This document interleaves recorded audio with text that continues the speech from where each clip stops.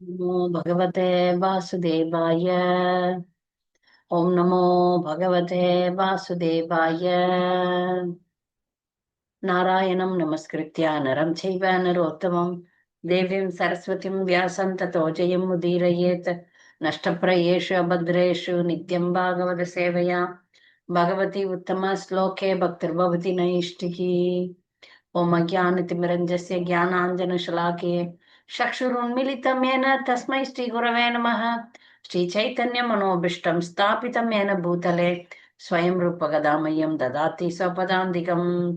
वन्देऽहं श्रीगुरु श्रीयुतपदकमलं श्रीगुरुन् वैष्णवां च श्रीरूपं सागरजातं सहगण रघुनाथान्वितं तां सजीवं साद्वैतं सावधूतं परिजनसहितं कृष्णचैतन्यदेवं श्रीराधा कृष्णपादान् सहगण ललिता श्रीविशाखान्वितं च। हे कृष्णा करुणा सिन्धु दीनबन्धो जगत्पते गोपेश गोपिका कान्त राधा कान्त नमोऽस्तुते। जयदां सुरदौ भङ्गोर्मम मन्दमतिर्गति मत्सर्वस्य पादाम्बोजौ राधा मदनमोहनौ दिव्यवृन्दारण्यकल्पद्रुमादग श्रीमद्रत्नाकारो सिंहासनौ स्तौ श्रीमद् राधा श्रीलगोविन्ददेवो प्रेस्ते लिपि सेव्यमानो स्मरामि। श्रीमान् रासरसारम्भि वंशीवटतटस्थित कर्षन् वेणुस्वनैर्गोपीर्गोपीनाथ श्री अस्तु नः। तप्तकाञ्चन गौराङ्गी राधे वृन्दावनेश्वरी वृषभानुसुते देवी प्रणमामि हरिप्रिये। वाञ्छाकल्पतरुभ्यश्च कृपा सिन्धुभ्येव च पतितानां पावनेभ्यो वैष्णवेभ्यो नमो नमः। नमः ओं विष्णुपादाय कृष्णप्रेष्ठाय भूतले श्रीमते भक्ति विकास स्वामी निति नामिने। नमः ओं विष्णुपादाय कृष्णप्रेष्ठाय भूतले श्रीमते भक्ति वेदांत स्वामी निति नामिने। नमस्ते सारस्वते देवे गौरवाणी प्रचारिणे निर्विशेष शून्यवादी पाश्चात्य देशतारिणे श्री कृष्ण चैतन्य प्रभु नित्यानंद श्री अद्वैत गदाधर शिवाशादि गौर भक्त वृंद। हरे कृष्ण कृष्ण कृष्ण हरे हरे हरे राम राम राम हरे हरे। भागवत प्रार्थने। कृष्णादन्यमजानत शनमपि स्वप्नेऽपि विश्वेश्वरे तस्मिन् भक्तिमहैतु किं विदततो कृत्काय वाग्भिर्सदा श्रीलान् सद्गुणपुञ्जकेलिनिलयान् प्रेमावतारानाहम् वन्दे भागवतानिमम् अनुलवम् मूर्ध्ना निपत्यश्रितौ। सर्वशास्त्राद्विपीयूषा सर्ववेदैकसत्फला सर्वसिद्धान्तरत्नाढ्य सर्वलोकैकधृक्पृता सर्वभागवत प्राण श्रीमद्भागवत प्रभो कलिद्वन्द्वोदितादित्य श्रीकृष्ण परिवर्तितौ परमानंद पाठाय प्रेम वक्षाक्षराय ते सर्वदा सर्वसेव्याय श्रीकृष्णाय नमोऽस्तु मे। मथेक बंधो मत्संगिन् मद्गुरो मन्महादन मन्निस्तारक मद्भाग्य मदानंद नमोस्तुते। असाधु साधु ददायिन् आदिनोचताकरानां च कदाचिन्मां பிரேம்னா ஹிருத்கண்டயோ ஸ்புரா. மொழிபெயர்ப்பு. ஓ எல்லா வேத இலக்கியங்களிலிருந்தும் கடைந்தெடுக்கப்பட்ட அமிர்தமே, வேதங்களின் மிக முக்கியமான ஆன்மீக பழமே, எல்லா தத்துவங்களின் முடிவுகளான ஆபரணங்களை கொண்டவரே, உலக மக்களுக்கு ஆன்மீக பார்வையை கொடுப்பவர் மற்றும் வைஷ்ணவர்களின் உயிர் மூச்சாக விளங்குபவரே, பகவானே, உண்மையில் நீர் எங்களிடம் திரும்பி வந்த கிருஷ்ணர். ஓ ஸ்ரீமத் பாகவதமே, உங்களுக்கு என் பணிவான வணக்கங்கள். உங்களை படிப்பவர்கள் உன்னத ஆனந்தத்தை அடைவார்கள், ஏனெனில் உங்கள் எழுத்துக்கள் அவர்களுக்கு தூய பக்தி தொண்டை பொழிகின்றது. நீங்கள் பகவான் கிருஷ்ணரின் அவதாரமாக இருப்பதால் எப்பொழுதும் அனைவரும் உங்களுக்கு தொண்டு புரிய வேண்டும். ஓ ஸ்ரீமத் பாகவதமே, ஓ என்னுடைய ஒரே நண்பரே, என்னுடன் இருப்பவரே, என்னுடைய ஆசிரியரே, என்னுடைய மிகப்பெரிய சொத்துமாகவும் என்னை விடுவிப்பவருமாகவும் இருப்பவரே, என்னுடைய மரியாதை கலந்த வணக்கங்களை ஏற்றுக்கொள்ளுங்கள். ஓ ஸ்ரீமத் பாகவதமே, புனிதமற்றவருக்கும் புனிதத்தை வழங்குபவரே, மிகவும் வீழ்ச்சி அடைந்தவர்களை உயர்த்துபவரே, என்னை எப்பொழுதும் கைவிட வேண்டாம். கிருஷ்ணருக்கான தூய பக்தி தொண்டுடன் எப்பொழுதும் என் இதயத்திலும் தொண்டையிலும் தோன்றுவீராக. ஸ்ரீமத் பாகவதம் கி ஜாய். ஸ்ரீல பிரபாத் கி ஜாய். ஸ்ரீமத் பாகவதம் காண்டம் 11 அத்தியாயம் 3 15 ஸ்லோகங்கள் தான் இன்னைக்கு படிக்க போறோம். அதனால ஸ்லோகங்களை படிச்சுட்டு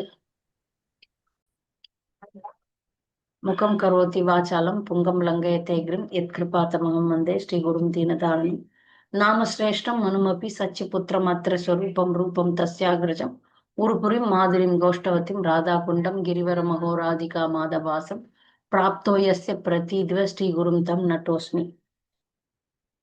ஸ்ரீமத் பாகவதம் காண்டம் 11 அத்தியாயம் 3 மாயா சக்தியிலிருந்து விடுதலை. இப்ப நிமி மகாராஜன் நவயோகேந்திரர்கள்ல 9 பேர் இல்லையா, ஒருத்தர் ஒரு கேள்விகளுக்கு பதில் சொல்றாங்க. அப்ப அவங்க அடுத்த கேள்விகளை கேட்கறாங்க. அந்த கேள்வி மாயையை பற்றியதா இருக்கிறது. எல்லாருக்கும் தெரியும் மாயை என்பது மிகவும் சக்தி வாய்ந்தது. நம்ம மாயில இருக்கோமேன்னு தெரியாத அளவுக்கு மாயை நம்மளை பிடிச்சிருக்கு. நம்மள பக்தர்கள்னு நினைச்சுன்னு இருக்கிறோம். நான் பல நேரங்கள்ல எப்பொழுதுமே நாம் மாயில தான் இருக்கிறோம் அப்படின்றத தத்துவங்களை சரியா புரிஞ்சுக்கும் போது புரியும்.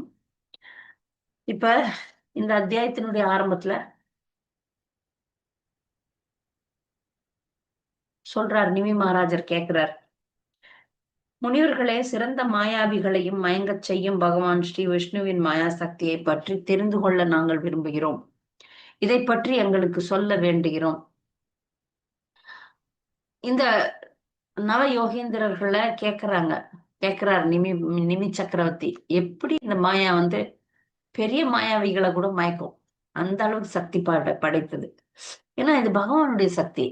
மாயா சக்தி என்பது பகவானுடைய சக்தி. அதனால இது இதை எப்படி எப்படி புரிஞ்சுக்கிறது, இது புரிந்து கொள்ள வேண்டும், புரிந்து கொண்டு அதை எதிர்கொள்ள வேண்டும். அதுதான் அவங்களுக்கு ஒரு பெரிய விஷயமாக இருக்கிறது. அப்ப ரிஷப தேவரின் மகன்களாகிய பல முனிவர்கள் மாயா சக்தியை பற்றியும் அதை கடக்கும் வழியை பற்றியும் பரமபுருஷரின் குணாதிசயங்கள் பற்றியும் மனிதனுக்கு விதிக்கப்பட்ட கடமைகளை பற்றி பேச போறாங்க. இப்போ இந்த இந்த அத்தியாயத்துக்கும் முந்தைய அத்தியாயத்துக்கும் ஒரு கனெக்ஷன் இருக்கு. என்ன கனெக்ஷன்னா, அந்த ஸ்லோகம் 48வது ஸ்லோகத்துல விஷ்ணோர் மாயாம் இதம் பஷ்யன் அப்படின்னு ஒரு வாசகம் வருது. முழு பிரபஞ்சத்தையும் பகவானின் மாயா சக்தியாக ஒரு கிருஷ்ண பக்தன் பார்க்க வேண்டும். இந்த பிரபஞ்சம் மொத்தையும் எப்படி பார்க்கணும்னா பகவானுடைய மாயா சக்தி. அதனால இந்த மாயா சக்தியை எப்படி நம்ம அணுகிறது, எப்படி கையாள்றது, எப்படி இதை கடக்கிறது, அதான் முக்கியம். இந்த இந்த இடத்துல பக்தி சித்தாந்த சரஸ்வதி டாக்கூரார் ஒரு ஒரு விஷயத்த சொல்றார். என்ன சொல்றாருன்னா, பிரம்மா, தேவர்கள், மனிதர்கள் இவங்கெல்லாம் பொதுவா பௌதிக புலன் நுகர்வுக்கான அவர்களுடைய குறிப்பிட்ட ஆசைகளால் நடத்தப்படுகிறார்கள். உலகத்துல எல்லாருமே அப்படிதான்.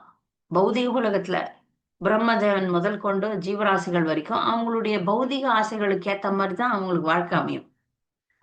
பௌதிக அறிவுக்கான ஆராய்ச்சியை நோக்கி தங்கள் புலன்களை அவர்கள் செலுத்துகின்றனர்.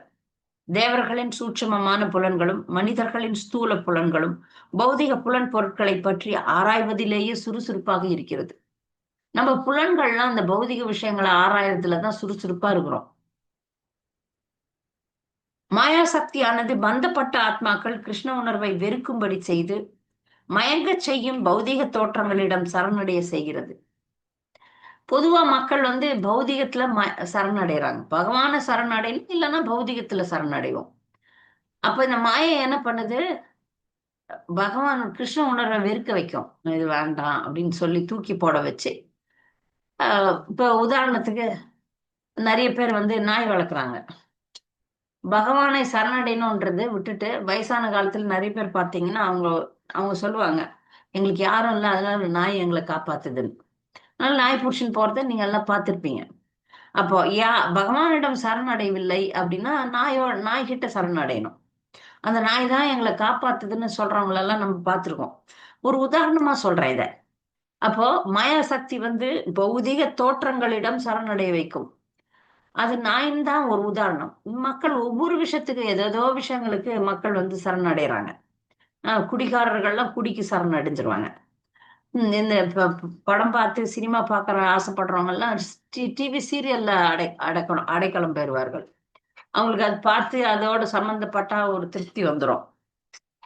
இந்த மாயையின் உண்மையான தன்மையை முழுமையாக புரிந்து கொள்ளும் பொருட்டு 9 நவ யோகேந்திரர்களும் மற்றொருவராகிய அந்தரிக்ஷரிடம் கேள்வியை கேட்கிறாங்க. அந்தரிக்ஷர் அப்படின்னு ஒரு 9 பேர்ல ஒருத்தர் பேர் அந்தரிக்ஷர். அவர்கிட்ட இதை கேட்கிறாங்க. அப்ப அவர் வந்து பதில் சொல்றார். பரமபுருஷரின் மகிமைகளை பற்றிய உமது கூற்றாகிய அமுதத்தை நான் பருகிய போதிலும் என்னுடைய தாகம் இன்னும் தணியவில்லை. பௌதிக வாழ்வின் 3 வித துன்பங்களால் துன்புறும் என்னை போன்ற பந்தப்பட்ட ஆத்மாக்களுக்கு பகவான் மற்றும் அவரது பக்தர்களை பற்றி இத்தகைய அமுதம் போன்ற வர்ணனைகளே உண்மையான மருந்தாகும். நம்ம ஏற்கனவே முகுந்தமால் ஸ்தோத்திரத்துல பார்த்திருக்கோம். நீ என்னத்துக்கு மருந்து குடிக்கிற, கிருஷ்ண ரசாயனம் பிப அப்படின்ட்டு குலசேகர ஆழ்வார் போடுறார். நமக்கு மருந்தே கிருஷ்ணருடைய நாமம்தான். அதனால கிருஷ்ணர்ன்ற மருந்தை நம்ம குடிக்கிறது நல்லது. இவர் என்ன சொல்றார், இந்த கேள்வியோட ஒரு விஷயத்தையும் சொல்றார். நீங்க வந்து நிறைய பகவானை பத்தி பேசிட்டீங்க, ஆனாலும் எங்கள் தாகம் அடங்கவில்லை. பகவானை பத்தின கேட்கிற தாகம் வந்து அடங்கவே இல்லை. நீங்க எவ்வளவு சொன்னாலும் நாங்க கேட்க போறோம். என்ன மாதிரி 3 விதமான துன்பங்கள், 3 விதமான துன்பங்கள் எல்லாருக்கும் தெரியும். ஆதி தெய்வீக், ஆதி பௌத்திக், ஆத்தியாத்மிக். இந்த மாதிரி எங்களை பந்தப்பட்டிருக்கிற எங்களுக்கு வந்து உங்களுடைய வார்த்தைகள் தான் மருந்து. அதனால நீங்க பேசுங்க அப்படின்னு கேக்குறாரு. இப்போ தூய பக்தனுடைய அறிகுறிய நம்ம ஏற்கனவே பார்த்துட்டோம். தூய பக்தன் எவ்வளவு கேட்டாலும் சலிப்படையறது இல்லை. இப்ப சலிப்பு வருதுனால அவங்க பௌதிகத்தலால பாதிக்கப்பட்டிருக்கிறாங்கன்னு அர்த்தம். நமக்கு நாம ஜபத்திலயோ பகவானை பற்றி கேட்பதிலயோ சலிப்பு வருதுனால நாம வந்து நோயினால பீடித்திருக்கிறோம்னு அர்த்தம். நமக்கு சலிப்பு வரவே கூடாது. தூய பக்தர்கள்னா சலிப்பே வராது. பகவானை பற்றி எவ்வளவு கேட்டாலும் அவங்களுக்கு சலிப்பு வராது. இது வந்து ஒரு அறிகுறி. அப்ப இது மட்டும் இல்ல, இதுல வந்து இந்த பொருளுரையில பக்தர்கள் வந்து என்ன விளக்குறாங்கன்னா, நம்ம ஏற்கனவே பார்த்த பாகவதத்தினுடைய முக்கியமான ஸ்லோகம் இது. ஆத்மராமஸ்ய முனையோ நிர்கிரந்தா அப்படி உருக்கிறமே குர்வந்திய ஹைத்து கிம் பக்திம் இத்தம் பூத குணோஹரி. ஏற்கனவே முக்தியெல்லாம் அடைஞ்சிட்டாங்க, அவங்களதான் ஆத்மராமான்னு சொல்லுவாங்க. ராமாஸ்ச முனையோ, ஆத்மராமான முனிவர்கள்லாம் முழுமை பெற்ற தன்னை உணர்ந்த ஆத்மராமர்கள்லாம் கூட பகவானுடைய கதைகளை கேட்கறாங்களாம். இது ஆச்சரியமா இருக்குது. ஏன்னா அவங்க அடைஞ்சிட்டாங்க. இப்ப குழந்தைகள்லாம் பாத்தீங்கன்னா பரீட்சை எழுதி பாஸ் பண்ணிட்டு அந்த புக்கு தொடவே தொடாது. இல்லையா? நாம கூட அப்படிதான், நானும் அப்படிதான். பரீட்சை எழுதி பாஸ் பண்ணோன்னா அந்த புக்கை எங்க விசிறி அடிப்போமோ தெரியாது, முடிஞ்சு போச்சு அப்படின்னும். ஆனா ஆன்மீக வாழ்க்கையில அப்படி கிடையாது. எப்போ நம்ம முழுமையை அடையிறோமோ, நம்முடைய குறிக்கோள் வந்து கிருஷ்ண பிரேமையை அடையிறது. ஒரு சில கிருஷ்ண பிரேமை அடைஞ்சவன இன்னும் பிரேமையில இறங்குவாங்க. இன்னும் அதை பத்தி நிறைய அந்த பிரேமையில மூழ்கி மூழ்கி மூழ்கி அதுல இன்னும் சுவை, ஏன்னா அது சுவையாக ஆரம்பிச்சிடும். இப்ப நம்ம பௌதிகத்துல இருக்கிறதுனால இதனுடைய சுவை தெரியல, நல்லதுன்னு தெரியும். எல்லாருக்குமே இப்ப இருக்கிற பக்தர்களுக்கு பகவத் பக்தி பண்றது நல்லதுன்னு தெரியும். ஆனா இது சுவைக்கல நம்மளுக்கு. அது ஒரு நிலை இருக்கு, பக்தியினுடைய நிலை, ருச்சின்னு ஒரு நிலை இருக்கு. பக்தி சேவை நமக்கு ருசியை கொடுக்கும். அது கொடுக்கல. கொடுக்காததுக்கு காரணம் நம்ம இன்னும் பௌதிக நோயினால பாதிக்கப்பட்டிருக்கிறோம். அன்னைக்கே நம்ம விவாதிச்ச மாதிரி நோயுள்ள ஒருத்தனுக்கு கற்கண்டு கூட கசக்கும். நம்மால வந்து பக்தி தொண்டை வந்து ரொம்ப இயல்பா பண்ண முடியல. போர்ஸ் பண்ணி தான் பண்றோம், கட்டாயப்படுத்தி பண்றோம். அதுக்கு காரணம் என்னன்னா, நாம இன்னும் பௌதிக நோயிலேருந்து வெளியே வரல. நமக்கு வந்து நம்ம ரொம்ப கீழ்நிலையில இருக்கிற பக்தர்கள்ன்றதுனால நமக்கு இது நல்லதுன்னு தெரிஞ்சு போச்சு. ஆனா அடுத்த கட்டம் இருக்குது, இதுதான் சுவைக்கின்றது அப்படின்றது. அதை வந்து ஆத்மராமர்கள் எல்லாம் பண்றாங்க. அதனால அங்க போனாலும் அதே தான் பண்ணுவாங்க அவங்க. அதனால நிமி மகாராஜனும் வந்து ஒரு உச்ச கட்டத்துல இருக்கக்கூடிய முதன்மையான பக்தன் தான். அதனாலதான் சொல்றாரு, நீங்க சொல்றது எனக்கு சலிப்பே வரல, சொல்லுங்க, நாங்க கேட்கிறோம். ஆனா வந்து தன்னை வந்து ஒரு சாதாரணமான ஜீவராசி நிலையில வச்சு இந்த கேள்வியை கேட்கிறாரு. நான் எப்படி மாயில இருந்து நிமி மகாராஜர்லாம் வெளியே வந்துட்டாங்க. இல்லைன்னா இந்த மாதிரி உரையாடல் கூட அவங்களுக்கு வராது. அவங்க நம்முடைய நன்மைக்காக இந்த மாதிரி உரையாடல்கள்லாம் நடத்துறாங்க பெரிய பக்தர்கள்லாம். அப்ப அவர் சொல்றார், இத பத்தி எனக்கு வந்து சலிப்பே வராது, நீங்க சொல்லுங்கன்னு சொல்றார். அப்ப அந்தரிக்ஷர் வந்து பேச ஆரம்பிக்கிறார். பலம் பொருந்திய தோள்களை உடைய அரசே, முழு சிருஷ்டிக்கும் மூல ஆத்மாவாகிய பகவான் பௌதிக மூலப்பொருட்களை இயங்கச் செய்து உயர்ந்த மற்றும் தாழ்ந்த உயிரினங்களுக்கு இடையில் ஜீவராசிகளை அனுப்பியுள்ளார். இதனால் இந்த பந்தப்பட்ட ஆத்மாக்கள் தங்கள் விருப்பத்திற்கேற்ப புலன் நுகர்வையோ அல்லது முடிவான முக்தியையோ விருத்தி செய்து கொள்ள முடியும். அப்ப எவ்வளவு அழகான கருத்துக்கள் இது. இந்த இந்த ஸ்லோகம் படிக்கிறதுக்கு மட்டும் கொஞ்ச நாள் ஆச்சு, எனக்கு கொஞ்ச நேரம் ஆச்சு. இப்ப ஜட இயற்கை குணங்கள் இருக்கு, நமக்கு தெரியும். இப்போ ஒரு ஜீவன் நல்லதுல போறதுக்கோ கெட்டதுல போறதுக்கோ பௌதிக உலகத்துல மேலேயும் கீழே போறதுக்கோ காரணம் என்ன அப்படின்னு ஒரு முக்கியமான ஸ்லோகம் நம்ம ஏற்கனவே பகவத்கீதையில படிச்சுட்டோம். ஒரு நிமிஷம். இந்த ஸ்லோகத்தை நம்ம திரும்பி பார்த்தோம்னா தான் நமக்கு இது புரிய போகுது. அதனாலதான் அந்த ஸ்லோகத்தை எடுக்கிறேன். 13வது அத்தியாயம் 22வது ஸ்லோகம். புருஷ பிரகிருதி ஸ்தோஹி புங்தே பிரதிகுணா பிரகிருதி ஜான்குணான் காரணம் குண சங்கோஸ்ய சத் அசத் யோனி ஜன்மசு. ஜட இயற்கையில் உள்ள உயிர் வாழி இயற்கையின் முக்குணங்களை அனுபவித்துக் கொண்டு வாழ்வின் வழிகளை பின்பற்றுகிறான். இவை ஜட இயற்கையின் தொடர்பினால் ஏற்படுபவை. இவ்வாறு பல்வேறு இனங்களில் அவன் நன்மை தீமைகளை சந்திக்கிறான். ஒரு ஜீவன் மேல பிறக்கிறதுக்கும் கீழே போறதுக்கும் நல்லது அனுபவிக்கிறதுக்கும் கெட்டது அனுபவிக்கிறதுக்கும் காரணம் என்ன அப்படின்னும் போது காரணம் குண சங்கஸ்ய. அதே வந்தது காரணம் தானே, குணங்களோட சங்கம் கொள்றது. காரணம் குண சங்கஸ்ய. குணங்கள் ஜட இயற்கை குணங்களோட சங்கம் கொள்றதுனால ஒரு ஜீவன் மேல கீழே போறான். இப்ப அந்த இடத்துலதான் நம்ம தெளிவா சொல்றோம், நம்ம யாரோட சங்கம் கொள்ளணும்னா குரு சாது சாஸ்திரத்தோட சங்கம் கொள்ளணும். ஜட இயற்கை குணங்களாகிய சத்வ ரஜோ தமோ குணங்களோட சங்கம் கொண்டோம்னா நல்லது, இங்க இருக்கிற நல்லது கெட்டது இதுல நம்ம சுத்துறதுக்கு வாய்ப்பு வரும். இந்த பகவத்கீதை 13வது அத்தியாயம் 22வது ஸ்லோகத்தை கொஞ்சம் கவனமா படிங்க. அப்போ நமக்கு புரியும். இதே ஸ்லோகம் தான் இந்த இடத்துலயும் பாகவதம்ல இந்த ஸ்லோகம் சொல்லப்பட்டிருக்கு. அவரவர் விருப்பத்திற்கேற்ப இங்க பகவான் ஜீவராசிகளை சுதந்திரமா விட்டுருக்கிறார். ஒரு இடத்துல சுதந்திரம் கொடுப்பார், பல இடங்கள்ல சுதந்திரம் கிடையாது.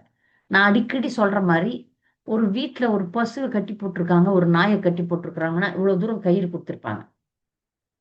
அந்த அளவுக்கு கயிறு எவ்வளவு தூரம் இருக்குதோ அந்த அளவுக்கு அந்த நாயோ அந்த குதிரையோ பசு சுத்தி சுத்தி வரும். ஒரு ஆணிக்கால் வச்சுட்டு அதுல கட்டி வச்சிருப்பாங்க. அந்த அளவு சுதந்திரம் உண்டு. நாமளும் அந்த அளவு சுதந்திரம் உள்ளவர்கள். அந்த சுதந்திரத்தை நல்லபடியா பயன்படுத்தினீங்கன்னா விடுதலை. அந்த சுதந்திரத்தை புலனுவருக்காக பயன்படுத்தணும்னா சிக்கல். அதுதான் இந்த ஸ்லோகத்தினுடைய அர்த்தமே. அப்போ ஊர்துவம் கச்சந்தி சத்வஸ்தா ஸ்தாமத்தியே திஷ்டந்தி ராஜசா ஜகன்ய குண விருத்திஸ்தோ அதோ கச்சந்தி தாமசா. ஊர்துவம் கச்சந்தி மேல போறது, அதோ கச்சந்தி தாமசானா கீழே இறங்குறது. நற்குணத்துல உள்ளவங்க மேல போவாங்க, தீவிர குணத்துல உள்ளவங்க இங்கே இருப்பாங்க, மண்ணுலகத்துல இருப்பாங்க. அறியாமை குணத்துல இருக்கிறவங்க நரகத்துக்கு போவாங்க. அப்போ பௌதிக வாழ்க்கையில 3 பிரிவு இருக்கு. தேவ குணம், தேவர்கள் போறது, மேலுலகம், நடு உலகம், கீழ் உலகம். மேல உலகம் சொர்க்கங்கள், நடுவுல இருக்கிறது பூமி போன்றவை, கீழே நரகலோகம். அப்ப இந்த 3 பிரிவுகள் இருக்கு. இவங்க இந்த 3 பிரிவுகள்லயும் நரகத்துல வாழ்றவங்க, தேவர்களா இருக்கிறவங்க, மனிதர்களா இருக்கிறவங்க, இவங்களுடைய கண்ணு, காது, மூக்கு, உடல் அமைப்பு, அறிவு, வாழ்க்கை தரம் எல்லாமே எதனால ஆச்சு? அவங்க சங்கம் கொள்றதுனால ஆச்சு. சரிதான்? இப்ப இந்த ஸ்லோகத்துல 2 வார்த்தைகள் ரொம்ப அழகா சொல்லப்பட்டிருக்கு. மாத்திர பிரசித்த, பிரசித்த, ஆத்ம பிரசித்த. மாத்திர பிரசித்தன்னா புலனுகர்வில் முழுமையாக ஈடுபட்டு இருத்தல். புலன் இன்பத்துல ஆசையா இருக்கிறவங்களுக்கு மாத்திர பிரசித்தன்னு சொல்றாங்க. ஆத்ம பிரசித்தன்னா ஆத்மா ஆத்ம தன்னுணர்வுல ஈடுபட்டு இருக்கிறது ஆத்ம பிரசித்தன்னு சொல்லலாம். அப்போ அது ஒரு ஜீவனுக்கு சுதந்திரம் கொடுக்கப்பட்டிருக்கு. இப்ப இந்த இந்த இந்த உலகத்துல ஒரு வாய்ப்பு கொடுக்கப்பட்டிருக்கு ஜீவராசிகளுக்கெல்லாம். இந்த ஜீவராசிகள் முன்னேற்றிக்கலாம், மேல போகலாம், இல்ல கீழே இறங்கலாம், இல்ல உலகத்தை விட்டு ஆன்மீக உலகத்துக்கு போகலாம். இந்த பௌதிக உலகத்துல 3 லெவல் இருக்குல்ல, அது நீங்க கீழ்த்தரமான சிறைச்சாலையிலிருந்து நடுத்தரமான சிறைச்சாலைக்கு வருது, அப்புறம் நடுத்தரமான சிறைச்சாலையிலிருந்து மேல்கட்ட சிறைச்சாலைக்கு போறது. அப்படியும் ஒரு சுதந்திரம் இருக்கு. இல்ல இந்த சிறைச்சாலையே வேணாம், விடுதலை பெறலாம் அப்படின்ற ஒரு சுதந்திரமும் இருக்கு. சரியா? அப்போ இந்த உலகத்தை படைச்சதனுடைய நோக்கம் என்ன? பகவான் எதுக்கு படைச்சிருக்காரு? ஜீவராசிகளுக்கு புலனுணர்வு தரணும் அப்படின்னு பகவான் நினைக்கிறார். புலனுணர்வு ஏன் தரணும்? புலனுணர்வு தந்தா அதுவே போதும்ட்டு அதுல உட்கார்ந்துட்டு இருக்கிறாங்களே. ஆனால் பகவானுடைய ஏற்பாடு என்னன்னா, சரி ஆசைப்பட்டியா விளையாடு, கொஞ்ச நேரம் விளையாடிட்டு திரும்பி வந்துரு அப்படின்னு அம்மா அப்பா சொல்றோம்ல. குழந்தைகளெல்லாம் பீச்சுக்கு கூட்டின்னு போனோம்னு வச்சுங்களேன், மண்ணு வீடு கட்டி விளையாடு. ஆனா நேரம் ஆன பிறகு வா வான்னு கூப்பிடுறாங்க, நேரம் ஆயிப்போச்சு வா போயிடலாம் அப்படின்ட்டு. அந்த மண் வீடு தெரியும், அது அடிச்சுன்னு போயிடும், அலையில அடிச்சுன்னு போயிடும். நாமளும் அப்படிதான் மண் வீடு தான் கட்டிட்டு விளையாடுறோம் இங்க. பகவான் சொல்றாரு வா வந்துரு, டைம் ஆயிடுச்சு அப்படின்னு. அது போலதான் இந்த பௌதிக உலகம் எதுக்கு சிருஷ்டி பண்ணப்பட்டதுன்னா, நீ கொஞ்ச நேரம் விளையாடு, இது இது உண்மை இல்லை, இது நிரந்தரம் இல்லைன்னு எப்போ நீ உணர்றியா அப்ப வந்துடுறியாங்கடா அப்படின்ற ஒரு புரிதலை கொடுக்கறதுக்கு தான் இந்த பிரபஞ்சத்தை பகவான் படைச்சாராம். ரெண்டு நோக்கங்கள், சிருஷ்டிக்கு ரெண்டு நோக்கங்கள் இருந்தாலும் இறுதி நோக்கம் ஜீவராசிகளை பகவான் கிட்ட அடைய வைக்கணும் அப்படின்றது தான். பரமபதம் அடைய செய்ய வேண்டும் என்பதே இறுதி நோக்கம். புலனின்பமும் அடைங்க, இந்த உலகத்தை விட்டு வெளியே வர்றதை பத்தியும் யோசனை பண்ணுங்க அப்படின்றதுக்காக தான் பௌதிக உலகம் படைக்கப்பட்டது. ஆனா இறுதியானது எப்படியா இருந்தாலும் வரணும் நீங்க அப்படின்ற ஒரு ஏற்பாடு தான். ஸ்லோகம் 4. பரமாத்மா படைக்கப்பட்ட ஜீவன்களின் பௌதிக உடல்களுக்குள் புகுந்து மனதையும் புலன்களையும் இயக்குகிறார். விதமான பந்தப்பட்ட ஆத்மாக்கள் புலன் நுகர்வுக்கான ஜட இயற்கையின் முக்குணங்களை அணுகும்படி அவர் செய்கிறார். அவர் தான் எல்லாத்துலயுமே இருக்கிறார், எல்லாத்தையும் பண்ணவும் வைக்கிறார். ஆனா அது எப்படின்னா, அந்த ஜீவராசி அதுக்கு ஆசைப்படணும். ஒரு ஜீவராசி கெட்ட விஷயங்களுக்கு ஆசைப்படுதுன்னா அதுக்கு ஏத்த அறிவு, புத்தி, வசதிகள் எல்லாம் அவர் தான் பண்ணி கொடுக்கணும், அவர் பண்ணி கொடுப்பார். அதே ஜீவராசி அவரை அடையணும் போது அதுக்குரிய வசதியும் அவரே பண்ணி கொடுத்துருவார். அப்ப இந்த ஸ்லோகத்துக்கு பக்தி சித்தாந்த சரஸ்வதி டாக்கூர் சொல்றார், ஒரே பரமாத்மா பஞ்சபூதங்களில் புகுந்து, பஞ்சபூதங்கள் தெரியும், நிலம், நீர், நெருப்பு, காற்று, ஆகாயம், அதுல புகுந்து 5 ஞானேந்திரியங்கள், கண்கள், காதுகள், மூக்கு, நாக்கு, தோல், அதுக்கிடையிலும் 5 கர்மேந்திரியங்கள், கைகள், கால்கள், பேச்சு, பால் உறுப்புகள், குதம், இந்த வேலை செய்யற இந்திரியங்கள், அதிலையும் புகுந்து பந்தப்பட்ட ஆத்மாக்களின் புலன் செயல்களை முறையே சூட்சமமாகவும் ஸ்தூலமாகவும் பிரிக்கிறார். நம்முடைய புலன்கள் 2 விதமா இருக்கு. ஒண்ணு ஸ்தூலம், இந்த கண், காது, மூக்கு, அதெல்லாம் வெளியே பார்க்கக்கூடியது. சூட்சமம்ன்றது மனம், புத்தி, அகங்காரம் பார்க்க முடியாது, உணர்த்த முடியும். அப்ப 2ஆ பிரிச்சு வைக்கிறார். புலன்களே 2 விதமா இருக்கு, ஸ்தூலம், சூட்சமம். அப்ப முக்தி பெற்ற ஆத்மாக்களுக்கு பகவானுக்கு தொண்டு செய்யும் உறுதியான சுபாவம் இருப்பதால் அவர்கள் நன்மை, தீமை என்ற இருமைகளால் கவரப்படுவதில்லை. ஆத்மராமர்கள், முக்தி பெற்ற ஆத்மாக்களுக்கு நன்மையும் கிடையாது, தீமையும் கிடையாது. பௌதிக உலகத்துல நன்மை தீமை 2த்துலயும் கவரப்படுறதில்ல. பௌதிக தோற்றத்துக்கு அப்பால் தமது உன்னதமான லீலைகளை நிரந்தரமாக அனுபவித்துக் கொண்டிருக்கும் பரமபுருஷரிடம் தங்கள் பக்தியையும் அன்பையும் செலுத்துவதன் மூலம் அவர்கள் ஆனந்தம் அடைகிறார்கள். ஆனந்தம்ன்றது இந்த உலகத்துல இருக்கிற நல்லது கெட்டதுனால இல்ல, அவனோட, பகவானோட நான் என்னுடைய தொடர்பு வைக்கிறது, பக்தி தொண்டை வைக்கிறதுலதான் ஆனந்தம்னு முக்தி பெற்ற ஆத்மாக்கள்லாம் விரும்புறாங்க. ஆனா பந்தப்பட்ட ஆத்மாக்கள் பரமபுருஷருடன் தங்களுக்குள்ள அன்பான உறவு முறையை மறக்கும் போது தீய ஆசைகளை வளர்த்து கொள்கிறார்கள். எப்ப அந்த உறவு பந்தப்பட்ட ஆத்மா மறக்குதோ அப்போ வேற ஆசைகள் இருக்கும். அது ஒரு நல்ல காரியமா இருந்தாலும் பகவான் இல்லாம செஞ்சோம்னா அது நல்லது கிடையாது. இது பௌதிகவாதிகளுக்கு நம்மால புரியவே முடியாது. உதாரணத்துக்கு இந்த அம்மா அன்னை தெரசான்னு ஒருத்தவங்க இருக்கிறாங்க இல்லையா, இருந்தாங்கல்ல, அவங்க செஞ்ச காரியம் நல்ல காரியம் இல்லை அப்படின்னு நம்ம சொன்னோம்னா யாருக்குமே புரியாது.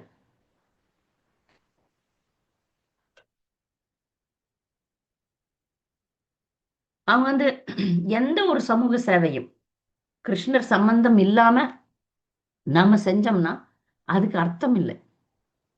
ஏன்னா அது உடலுக்காக செய்யறது. நன்மைன்றது உலகாய நன்மை தான், இல்லைன்னு சொல்ல. அந்த உடலுக்கு செய்யக்கூடிய நன்மைகள்லாம் திரும்ப திரும்ப ஒரு விஷயத்த நல்லாவே புரிஞ்சுக்கணும். ஒரு ஏழையா இருக்கிறான் ஒரு மனுஷன், அவனுக்கு நீங்க பண உதவி தர்றீங்க. நல்லதுதான். நீங்க வந்து ஐயோ பாவம்னு நினைச்சு கொடுக்குறீங்க.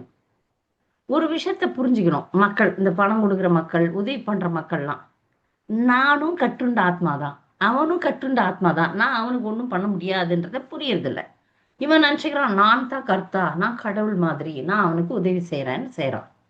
அந்த ஜீவராசி பணத்தை வாங்கி நல்லா இருக்கிறான்னு கூட வச்சுக்கலாம். இப்போ அவனுடைய பிரச்சனை போகுது. ஆனால் அவனுடைய பிரச்சனை ஜென்மந்தோறும் போயிட்டு இருக்கே. அதனால நான் இவனை காப்பாற்றுபவன் சொல்றது வந்து ஒரு பௌதிக தளத்துல இருக்கிறவங்க செய்யற முட்டாள்தனம். ஆன்மீகவாதிகளுக்கு தெரியும், நீங்க யாருக்கும் யாரையும் உதவி பண்ண முடியாது. உண்மையான உதவி ஒருவரை இந்த உலக சிக்கல்ல இருந்து வெளிப்படுத்துறது தான் உண்மையான உதவி. மத்த உதவி எல்லாம் இருக்கு, இல்லைன்னு சொல்லல. அது உடலுக்கு தான். அது ஒரு நிரந்தரம் இல்லாத ஒரு விஷயம். அப்ப மட்டும் வேலை செய்யும், அப்புறம் வேலை செய்யாது. பெயின் கில்லர் மாதிரி. அதனால பகவத் பிரேமையை எப்படியாவது எழுப்பப்படப்படுமானால் இந்த பந்தப்பட்ட ஆத்மாக்களால் பகவானின் உன்னத தொண்டில் தங்கள் புலன் செயல்களை பொருத்த முடியும். இந்த கட்டுண்ட ஆத்மாக்கள்லாம் வந்து கர்ம பலன்களுக்கு ஏத்த மாதிரி மேல போறது கீழே போறது, துன்பங்கள் இன்பங்களை அனுபவிப்பது அப்படின்றதுனால அவங்கள வந்து எப்படியாவது பகவத் பிரேமையில துண்டுல ஈடுபடுத்தும் போதுதான் படிப்படியா இதுல இருந்து விடுதலை கிடைக்கும். உண்மையில் பௌதிக செயல்கள் அனைத்தும் சிறிதும் விரும்பத்தகாதவையே. ஆனால் மாயையின் ஆதிக்கத்துள்ள பந்தப்பட்ட ஆத்மா நல்லது கெட்டது இன்பம் துன்பம் முதலியவைகளுக்கிடையில் வேறுபாடுகளை காண்கிறான். ஒட்டுமொத்தமா இந்த உலகத்துல நல்லதும் கெட்டதுதான், கெட்டதும் கெட்டதுதான். எதுவுமே நல்லது கிடையாது. இது வந்து ஒரு நல்ல புரிதல். இது புரியலன்னா கேளுங்க, நான் விளக்குறேன். ஜீவராசிகளின் உணர்வில் தனித்தனியாகவும் மொத்தமாகவும் புகுந்துள்ள பரமாத்மா ஒவ்வொருடைய இதயத்தையும் அறிவார். ஏன்னா இப்ப பக்தி வாழ்க்கையில நம்ம ஏமாத்த முடியாது. நிறைய பக்தர்கள் நினைச்சுக்கிறாங்க, வெளியே போய் இப்ப குருதேவர் இருக்கும்போது மட்டும் ஓடி ஓடி ஓடி சில விஷயங்களை செய்வாங்க, அப்புறம் எங்க போவாங்கன்னு தெரியாது, அப்புறம் என்ன பண்ணுவாங்கன்னு தெரியாது. ஆனா பக்தி வாழ்க்கையில ஏமாத்துறதே கூடாதுங்க. ஏன்னு கேட்டா எல்லார் இதயத்திலயும் பரமாத்மா இருக்கிறாரு, பார்த்துட்டே இருப்பாரு. உனக்கு உண்மையாவே பக்தியில ஆர்வம் இருக்கா இல்லையான்றது அவருக்கு தெரியும். அதனால இங்க பாருங்க, இந்த ஒரு முக்கியமான ஒரு வார்த்தை வருது. எனவே உண்மையுள்ள ஒரு ஆத்மா ஆன்மீக பூர்ணத்துவம் அடைய ஆசைப்படும் போது பகவான் அவனை பௌதிக பந்தத்திலிருந்து விடுவித்து வைகுண்டநாதருக்கு தொண்டு செய்யும் அவனது சுபாவத்தை எழுப்புகிறார். எல்லாருக்குமே பகவானுக்கு தொண்டு செய்யணும்ன்ற ஆசை இருக்கு, எல்லா ஜீவராசியும். ஏன்னா ஜீவேரே ஸ்வரூப் ஹய நித்தியர கிருஷ்ணதாஸ், எல்லாருமே கிருஷ்ணதாசர்கள் தான். எல்லாருக்குமே அது இருக்கு. அது என்ன இருக்குது, அந்த அந்த உண்மையான உணர்வு, அந்த உறவு வந்து இப்ப தூங்கி கொண்டிருக்கிறது. நம்ம எல்லாம் அப்படியே ஒரு மது குடிச்ச ஒரு மனிதன் மாதிரி ஒரு மயக்கத்துல செயல்பட்டு இருக்கோம். நிஜத்துல செயல்படல. பௌதீக மயக்கத்துல ஜட குணங்கள் வந்து மயக்கி நம்மள வேலை வாங்குது. நம்ம ஒரு தெளிவான சிந்தனையா செய்யல நம்ம யாருமே. பௌதிக உலகத்துல வந்து முக்குணங்கள் ஆட்டுவிக்குது. அப்ப உண்மையா ஒரு ஜீவன் வந்து இதுல இருந்து விடுதலை பெறணும் அப்படின்னு நினைக்கும் போது உண்மையாக அந்த உண்மை வந்து அவருக்கு தெரியும். நாம வந்து போலியாவே இப்ப நாம வந்து எப்படி இருக்கிறோம்னா, இது நன்மைன்னு தெரிஞ்சு செயல்படுறோமே தவிர உண்மையா விரும்பணும்னா, உண்மையா எப்ப விரும்புறோமோ, இது நிஜமா எனக்கு இது வேண்டாம் அப்படின்னும் போது பகவான் வந்து உதவி பண்ணுவார். அந்த நிலைக்கு நம்மளுக்கு கட்டாயப்படுத்தி எப்படியாவது வர வைக்கணும். நமக்கு பிடிக்கல, இது முழுமையா பிடிக்கல. முழுமையா பிடிச்சதுன்னா நம்ம இப்ப உத்தம அதிகாரிகளா மாறிடுவோம். நம்ம பௌதிகத்துல சுவை இருக்கிறது. அதனாலதான் நிறைய பேர் பாருங்களேன், எவ்வளவு சொன்னாலும் டீ காஃபி விட மாட்டாங்க, மாமிசம் விட மாட்டாங்க, இலிசிட் செக்ஸ் விட மாட்டாங்க. அப்போ பௌதிகத்துல சுவை இருக்கிற வரைக்கும் பரமாத்மா உள்ள இருந்து பார்த்துட்டே இருப்பாரு. இந்த ஜீவராசி வந்து பௌதிகத்துக்கு ஆசைப்படுது அப்படின்னு பேசாமையே இருப்பாரு. தூய பக்திக்கு தூண்ட மாட்டார். ஏன்னா இதயத்துல இருக்கிறாருல்ல, இதயத்துல இருக்கிற பகவான் எப்போ உங்களை மாயையிலேருந்து வெளியே இழுப்பாருன்னா, எப்போ நீ உண்மையா விடுதலை பெறணும் அப்படின்னு நினைக்கும் போதுதான் அந்த விடுதலை கிடைக்கும், இல்லைன்னா கிடைக்காது. அந்த உண்மைன்றது அவருக்கு தெரியும். அது வரைக்கும் நம்ம வந்து முயற்சி பண்ணிட்டே இருக்கிறோம். முயற்சி பண்ணிட்டு இந்த இடத்துல தான் கொஞ்சம் நம்ம சரியா ஆயிட்டோம்னா தான் அது உண்மையோட நம்ம வந்து கனெக்ஷன் கிடைக்கும். இல்லைன்னா கிடைக்காது. இல்லைன்னா நம்ம வந்து ஹரே கிருஷ்ண மகாமந்திரத்தை 100 கோடி ஜென்மங்கள் கூட ஜபிக்கலாம், வேலைக்காகாது. அங்க நம்ம ஒரு செய்ய வேண்டிய ஒரு விஷயம் வந்து எனக்கு இது ரொம்ப எனக்கு இது வேண்டும் அப்படின்ற ஒரு தீவிரவாதம் வரணும் ஒரு பக்தனுக்கும். அப்பதான் அங்க வந்து சேஞ்ச் வரும், இல்லைன்னா வராது. ஸ்லோகம் 5. ஜட உலகின் எஜமானனான தனிப்பட்ட ஜீவராசி ஜட இயற்கையின் முக்குலங்களான புலன் பொருட்களை அனுபவிப்பதற்கு பரமாத்மாவால் ஏக்கவிக்கப்பட்ட தனது பௌதிக புலன்களை உபயோகிக்கின்றான். அந்த புலன்களை நாம் பயன்படுத்திக்கலாம். பௌதிக புலன்களை பயன்படுத்தி பக்தி தொண்டு செய்யலாம். இவ்விதமாக அவன் படைக்கப்பட்ட ஜட உடலை பிறப்பற்ற நித்திய ஆத்மாவுடன் தவறாக அடையாளப்படுத்தி கொண்டு பகவானின் மாயா சக்தியில் சிக்கிக் கொள்கிறான். பௌதிக புலன்களை பயன்படுத்தி சுகபோகங்களை அனுபவிக்கிற ஒருத்தன் வந்து என்ன நினைக்கிறான், ஜட உடலைய வந்து பிறப்பற்ற நித்திய ஆத்மாவுடன் நான் வந்து இந்த உடல்னு நினைச்சுக்கிறான். நான் யாரு? இந்த உடல்னு நினைக்கும் போது மாயா சக்தினால கவரப்படுறான். எல்லாருக்குமே அந்த உடல் மேல நான் அப்படின்ற அடையாளமே இந்த உடலை வைத்து தான் நம்ம சொல்றோம். நான் இது, நான் அது. இந்த நாங்கெல்லாம் இந்த படிக்கும்போது ஒரு செமினார் வைப்போம், பர்சனாலிட்டி டெவலப்மெண்ட் ப்ரோக்ராம் அப்படின்னு வைப்பாங்க. அதுல ஒரு கேள்வி கேட்போம், நான் யார் அப்படின்றது. அது கூட வந்து பௌதிக தளத்துல தான். அதுக்கு மேல நான் யாருக்கு அர்த்தம் இருக்குன்னு அப்ப எனக்கு தெரியாது. அப்ப வந்து எப்படி நான் யாருன்றதுக்கு பதில் எப்படி சொல்லணும்னு சொல்லி கொடுப்பாங்க, அதுவும் சொல்லி தருவாங்க. நான் யார் எப்படி சொல்லணும், நான் இந்த ஊரை சேரவன், நான் இந்த மொழி பேசுறவன், அப்படி சொல்லக்கூடாது. என்னுடைய நான் எப்படிப்பட்ட ஆளுமை உடையவன், பர்சனாலிட்டி, என் பர்சனாலிட்டி என்ன, அதை பத்தி பேசணும் அப்படின்னு சொல்லுவாங்க. குறிக்கோள்களை பத்தி பேசணும்னு சொல்லுவாங்க. இன்ன ஊரு இன்ன பேர் சொல்லக்கூடாது அப்படின்னு சொல்லுவாங்க. ஆனா அதையும் மீறி நான் யார் அப்படின்ற கேள்விக்கு பதில், உண்மையான பதில் எதுனா, நான் என்னுடைய அடையாளமே நான் கிருஷ்ணருடைய நித்திய சேவகன் அப்படின்றதுதான் என்னுடைய அடையாளம். அதை மறந்துட்டு என்னுடைய அடையாளத்தை என்னுடைய ஊரு, என்னுடைய நாடு, என்னுடைய ஜாதி, என்னுடைய இப்ப கூட பக்தர்கள் பக்திக்கு வந்ததுக்கு அப்புறம் கூட அந்த ஜாதியை விட மாட்டேன்றாங்க. இந்த ஜாதியில தான் வேணும்னுவாங்க, பொண்ணு பையன் இந்த பாஷையில தான் வேணும்னுவாங்க, இப்படிதான் வேணும், உரமா வேணும், அழகா வேணும், நெட்டையா வேணும், கொட்டையா வேணும், நல்ல பொண்ணா வேணும், நல்ல பையனா வேணும்ன்றது இல்லை. எப்போதும் அந்த அடையாளங்கள், வெளிப்புற அடையாளங்கள், அதுக்கே முக்கியத்துவம் கொடுத்து வாழும்போது அவர்கள் மாயா சக்தியில் சிக்கிக் கொள்கிறார்கள். இதுல இந்த இடத்துல பாத்தீங்கன்னா ஜீவராசிய ஈஸ்வரன் சொல்றான். ஈஸ்வரன்னா என்ன? ஆள்பவன் அர்த்தம். பல்வேறு லெவல்ல ஈஸ்வரன் இருக்கிறாங்க. இப்போ மனிதர்கள்ல இப்ப எறும்பு கூட தன்னை நினைச்சுக்குது, நான் அகம் ஈஸ்வரம், ஈஸ்வரோகம் அகம்போகி, ஈஸ்வரோகம் அகம்போகின்றது அசுரர்கள்லாம் வச்சிருப்பாங்க. நான் தான் ஈஸ்வரன், நான் தான் அனுபவிப்பவன் அப்படின்னு, ஈஸ்வரோகம் அகம்போகின்னு. ஒரு சின்ன எறும்பு கூட அந்த அதனுடைய நிலையில இருந்துட்டு நான் தான் இந்த சக்கரத்துண்டை எடுத்துன்னு போற ஒரு குட்டி எறும்பு பார்த்தீங்கன்னா, அந்த எறும்பு அதை விட பெருசான ஒரு சக்கரத்துண்டை எடுத்துன்னு ஓடும். அது என்ன நினைக்குது, இதனுடைய அனுபவிப்பாளன் நான் தான் அப்படின்னு நினைக்குது. நம்ம லெவல்ல கூட நாமளும் இந்த பௌதிக விஷயங்கள் எல்லாம் நான் தான் செய்யறவன் அப்படின்னு நினைக்கிறச்ச நம்ம வந்து பௌதிகத்தை ஆள்பவனாக நம்ம இருக்கிறோம். இங்க பகவான் வந்து அதை சொல்றார்.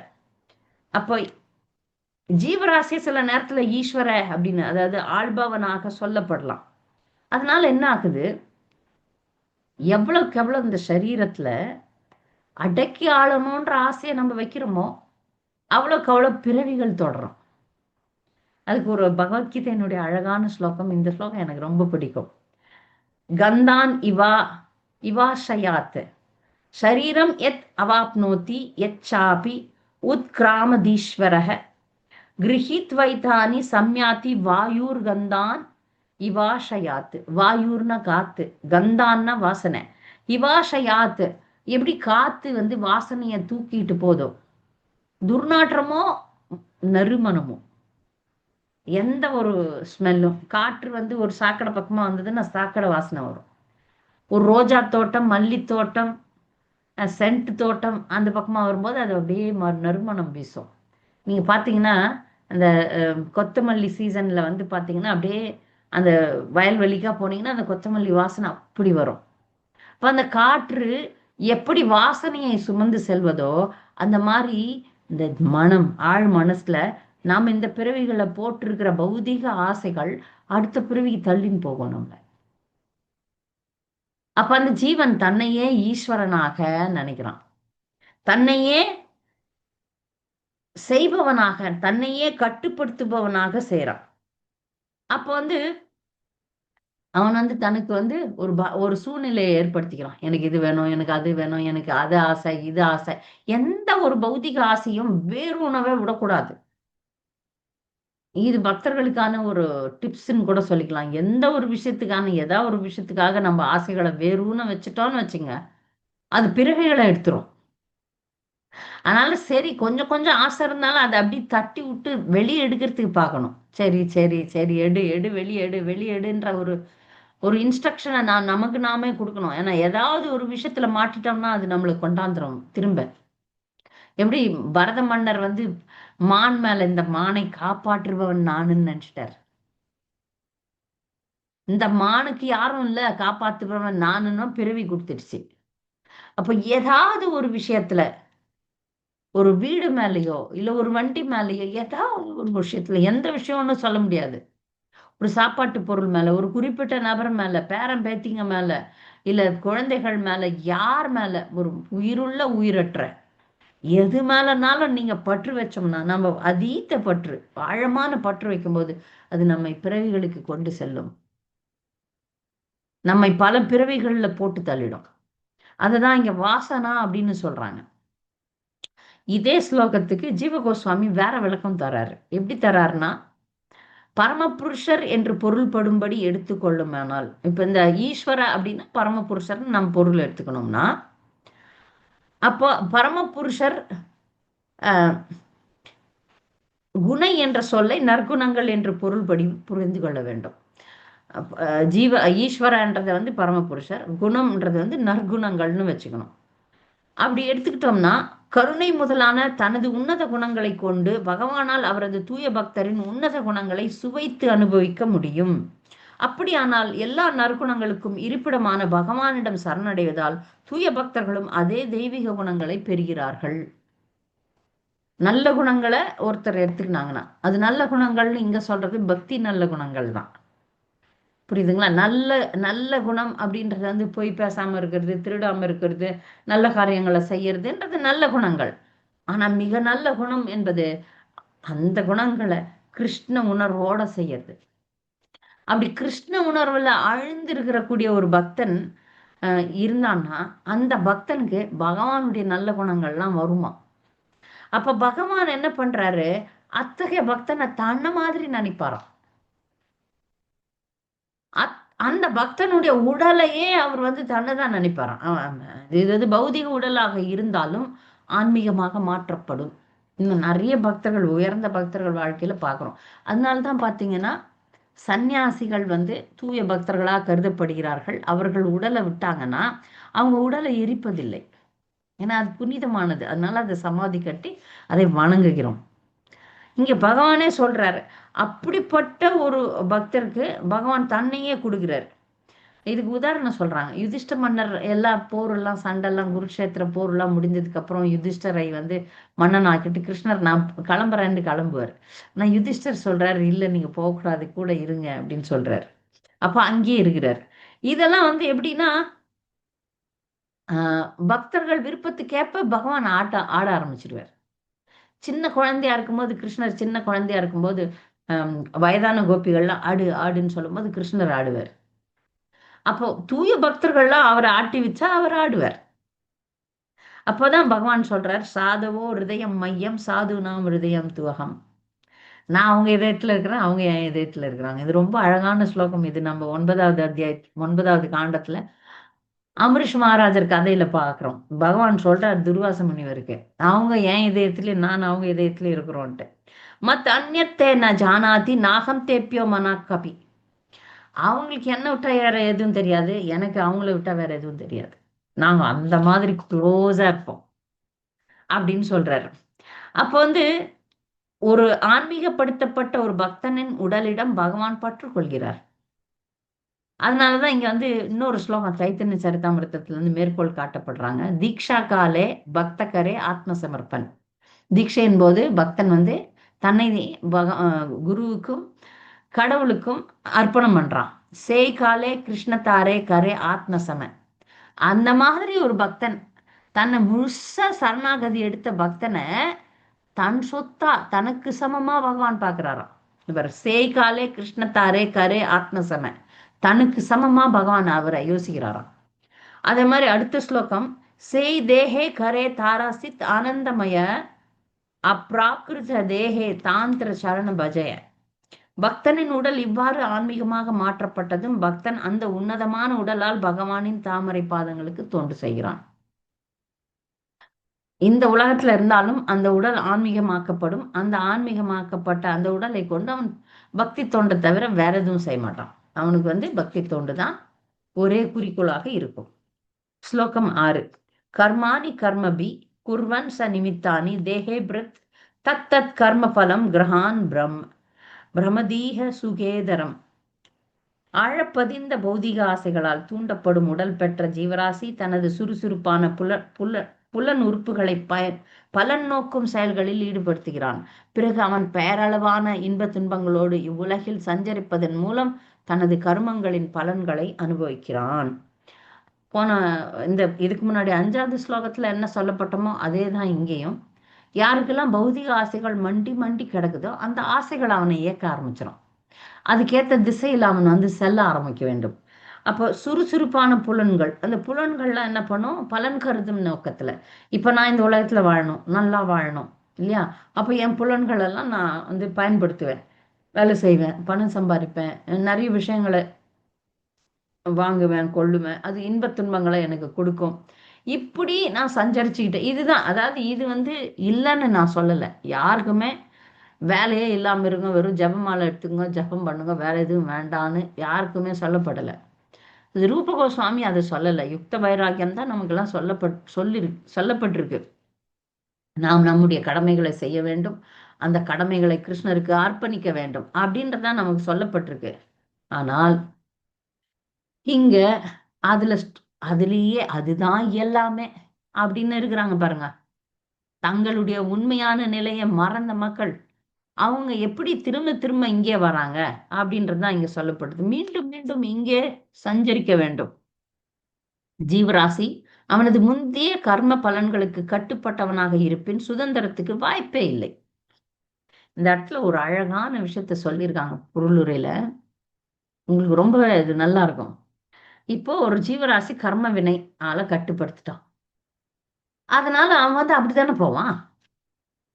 அதனால அவன் கட்டுப்பட்ட ஜீவாத்மா. அப்போ ஒரு முறை தப்பு பண்ணிட்டான்னா அவனுக்கு உய்வதற்கு வாய்ப்பே இல்லை அப்படிதானே நீங்க சொல்றீங்கன்னா? இல்ல, அப்படி நாங்க சொல்லல.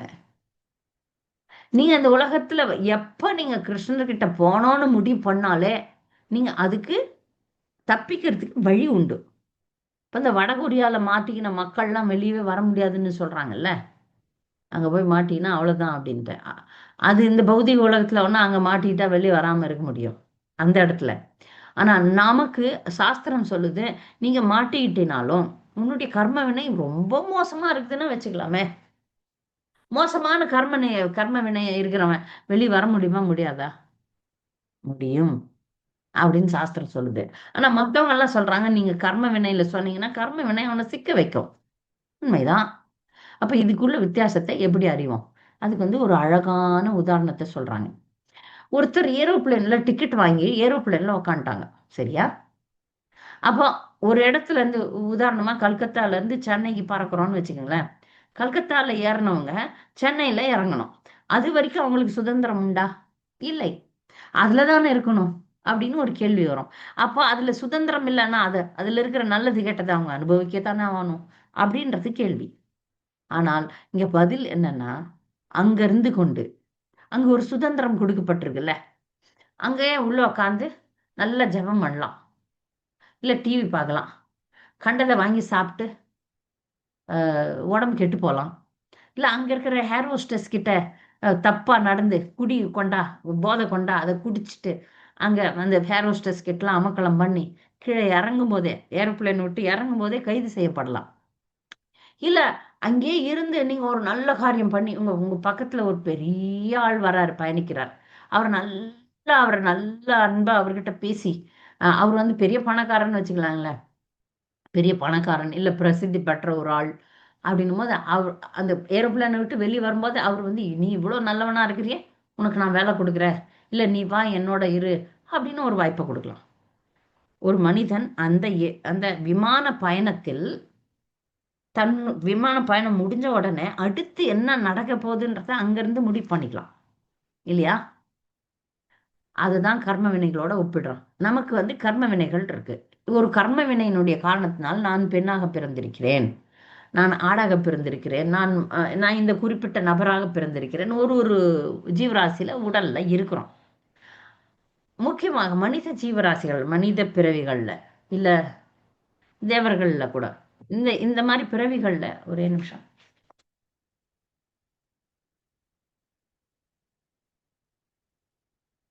இந்த மாதிரி பிறவிகள்ல வந்து ஒரு வாய்ப்பு இருக்கு. உன்னுடைய அடுத்தது இந்த ஏரோப்ளேன் விட்டு வெளியே வந்து நீ எப்படி ஆகலாம்ன்றதுக்கு சுதந்திரம் இருக்கு. நீ வந்து அதை பயன்படுத்தி, அந்த உனக்கு கொடுக்கப்பட்ட சுதந்திரத்தை பயன்படுத்தி பெரிய ஆளாகலாம், இல்ல சிறையில போய் சேர்ந்துடலாம், உயரலாம், கீழே தாழலாம். அந்த ஒரு சுதந்திரம் உண்டு. இந்த ரெண்டு விஷயத்துக்குரிய வித்தியாசத்தை நாம் அறியும் போது நமக்கு முன்னேற்றம் வரும். சில விஷயங்களை நாம ஒண்ணுமே பண்ண முடியாது, நாம தொடவே முடியாது. அப்படிப்பட்ட விஷயங்கள், நான் ஒரு பெண், நான் ஆணாக முடியவே முடியாது. இதை மாத்தணும்னு நாம் விரும்பக்கூடாது. நான் என்ன விரும்பணும், இந்த பெண் உடல்ல இருந்து கொண்டே நான் எப்படி முன்னேறலாம் ஆன்மீகத்துலன்னு பார்க்கலாம். சில விஷயங்கள் மாற்ற முடியாது, அது மாற்ற முடியாத கர்ம வினை. ஆனா நமக்கு சில சுதந்திரத்தை கொடுக்கப்பட்டிருக்கு. இந்த க்ஷணத்தை, இப்ப நமக்கு கொடுத்த இந்த நேரத்தை நான் எப்படி பயன்படுத்தலாம் அப்படின்ற ஒரு சுதந்திரம் நமக்கு இருக்கு. அதை நான் பயன்படுத்துவதன் மூலம் நான் அடுத்து எனக்கு வரக்கூடிய காலகட்டத்தை நான் நிர்ணயிக்கிறேன். அது என் கையில தான் இருக்கு. அடுத்த பிறவி என்பது நிச்சயமாக நம் கையில் தான் இருக்கிறது. நீங்க அடுத்த பிறவிய எப்படி நீங்க உருவாக்க போகிறீங்கன்றது இந்த பிறவிலே இருக்குது. அதனால பக்தர்களே, வீணாக்க வேண்டாம். ஒரு நொடி பொழுது கூட வீணாக்க வேண்டாம். முழுமையாக சரணடைவோம். முழுமையாக பக்தி தொண்டை எடுத்துருவோம். ஏரோப்ளேனை விட்டு வெளியே வரும்போது போலீஸ் நின்னா எப்படி இருக்கும்? வா கைது பண்றோம் அப்படின்னா எப்படி இருக்கும்? இல்ல, நமக்கு அவார்டு தரோம், மிகப்பெரிய மாலையோட மக்கள் காத்துன்னு இருக்கிறாங்க, உங்களுக்கு மிகப்பெரிய விருது தருகிறோம், அப்படியும் செயல்படலாம், இப்படியும் செயல்படலாம். ஆகையினால அடுத்து இப்ப வரக்கூடிய நம்முடைய நாட்களை நாம் நிர்ணயிக்க முடியும், நம்மால வடிவமைக்க முடியும். அதுதான் இந்த ஸ்லோகத்துல சொல்றாங்க. அது நம்ம கையில தான் இருக்கு. நாம என்னதான் கற்றுண்ட ஆத்மாவா இருந்தாலும் நமக்கு கொடுக்கப்பட்ட சுதந்திரத்தை நாம் பயன்படுத்தும் போது வெற்றி நிச்சயம். அதை மக்கள்லாம் பௌதிகத்துக்கு பயன்படுத்திடுறாங்க. வெற்றி நிச்சயம், வெற்றி நிச்சயம், நான் இதாகிறேன், நான் அதாகிறேன்றது. நமக்கு இதாகிறேன் அதாகிறேன்னு இல்லை. நம் மனதை கிருஷ்ணருடைய திருவடியில் இடைவிடாமல் வைத்தல். அப்படி வைக்கும்போது பிறவியே கிடையாது. நம்ம ஏரோப்ளேன் விட்டு வெளியே வரும்போது விஷ்ணு தூதர்கள் நிற்பார்கள். நமக்கு அடுத்த பிறவி இருக்காது. விஷ்ணு தூதர்கள் வாங்க, அப்போ சரியா போச்சு, நீங்க முடிச்சிட்டீங்க எல்லாத்தையும். கொடுக்கப்பட்ட சுதந்திரத்தை நாம் சரியாக பயன்படுத்தும் போது பிறவியே கிடையாது. அடுத்து 7வது ஸ்லோகம். இவ்விதமாக பந்தப்பட்ட ஜீவராசி தொடர்ச்சியான பிறப்பையும் இறப்பையும் அனுபவிக்கும்படி கட்டாயப்படுத்தப்படுகிறான். அவன் தன் சொந்த கர்ம பலன்களால் உந்தப்பட்டு அமங்கலமான ஒரு நிலையிலிருந்து மற்றொன்றுக்கு தன்வசமின்றி சஞ்சரிக்கிறான். ஏன்னா அதுக்கான காரியங்களை நான் போன பிறவில பண்ணிட்டேன். தன் வசமின்றி. ஒரு சினிமா பாட்டுல ஒருத்த எழுதுவான், உம் நான் கேட்ட தாய் தந்தை கிடைத்தாரா, இல்லை என் பிள்ளை என்னை கேட்டு பிறந்தானா அப்படின்னு பாடுவான். அப்படின்னா என்ன அர்த்தம்? இதுக்குரிய விஷயத்த அவனுக்கு புரியல, அந்த பாட்டு பாடுறவனுக்கு தெரியல. இதையும் நீதான் நிர்ணயிச்சிருக்க. நிறைய குழந்தைகள் நான் பார்த்திருக்கேன், அம்மா அப்பாவை வசம் மாதிரி திட்டுங்க. ஆனா அதுங்களுக்கு தெரியல, நீ இந்த மாதிரி வேற யாரையோ பண்ணிருக்க, அதனாலதான் அந்த மாதிரி அம்மா அப்பா உனக்கு. இது எப்ப புரியுதோ அப்ப நம்ம யாரையுமே திட்ட முடியாதுங்க, யாரையும் குறை சொல்ல முடியாது. ஓ, இதெல்லாம் நான் பண்ணியிருக்கேன், அதனால எனக்கு திருப்பி வருது. அப்ப இந்த தன் தன் வசமின்றி சஞ்சரிக்கிறான்னா என்ன அர்த்தம்? நான் பண்ணத்தான் இது, அதனால உனக்கு அது கொடுக்கவே படும். இதை நம்ம புரிஞ்சுக்கிறதுக்கு வாழ்க்கையை கொஞ்சம் உற்று நோக்கணும்னா தெரியும். உற்று நோக்கணும்னா தெரியும். சில பிரச்சனைகளை நம்ம எடுக்கிறதுக்கு முயற்சி பண்ணிட்டே இருப்போம். அது என்ன ஆகும்? ஒன்றும் அந்த பிரச்சனை அதிகமாகும், இல்லைன்னா வேற விதத்துல அது நம்மளை அடிக்கும், வேற பிரச்சனையை கொடுத்துரும். ஒரு பிரச்சனையை விட்டுட்டு இது அனுபவிச்சு தான் ஆகணும்னு அனுபவிச்சு தான் ஆகும், வேற வழியே இருக்காது. அப்புறம் நான் வாழ்க்கையில சில விஷயங்கள்லாம் யோசனை பண்ணி பார்க்கும்போது, நான் இதை பண்ணக்கூடாது, இதை அனுபவிக்க கூடாதுன்னு நினைச்சனாலும் அது நமக்கு கொடுக்கப்படும். அதனால பேசாம அனுபவிக்கிறது பெட்ரு. தன்வசமின்றி சில விஷயங்கள்ல நமக்கு கண்ட்ரோலே கிடையாது, அனுபவிக்கணும்னு அனுபவிச்சு தான் ஆகணும். இவ்வாறு படைக்கப்பட்டதிலிருந்து பிரபஞ்ச அழிவு காலம் வரை அவன் துன்பத்தையே அனுபவிக்கிறான். இப்போ பாருங்க, இங்க ஒரு விஷயத்த சொல்றாரு. ஒரு ஜீவராசி படைக்கப்படுது, பிரம்மா வந்து படைக்கிறார், பிரம்மா படைக்கும் கடவுள். உலகம் படைக்கப்படுது. இதெல்லாம் நம்ம வந்து ஆரம்ப கட்ட பாகவதத்துல படிச்சு முடிச்சிட்டோம். அது புரியாதவங்க எல்லாம் திரும்பி போய் கூட பார்த்துக்கலாம். எப்படி உலகம் படைக்கப்படுது, எப்படி இது இருக்கு, பிரதானம் எப்படி இருக்கு, ஜட சக்தி, அப்புறம் அதுக்கப்புறம் அதுல இருந்து மகத்தத்துவம் வருது, மகத்தத்துவத்துல இருந்து பொய் அகங்காரம் வருது, அதுல சத்வ ரஜோ தமோ குணங்கள் இருக்கு, அதுல ஜீவராசிகள் படைக்கப்படுகின்றத, இந்த இந்த தத்துவம் எல்லாம் நம்ம படிச்சிட்டோம்.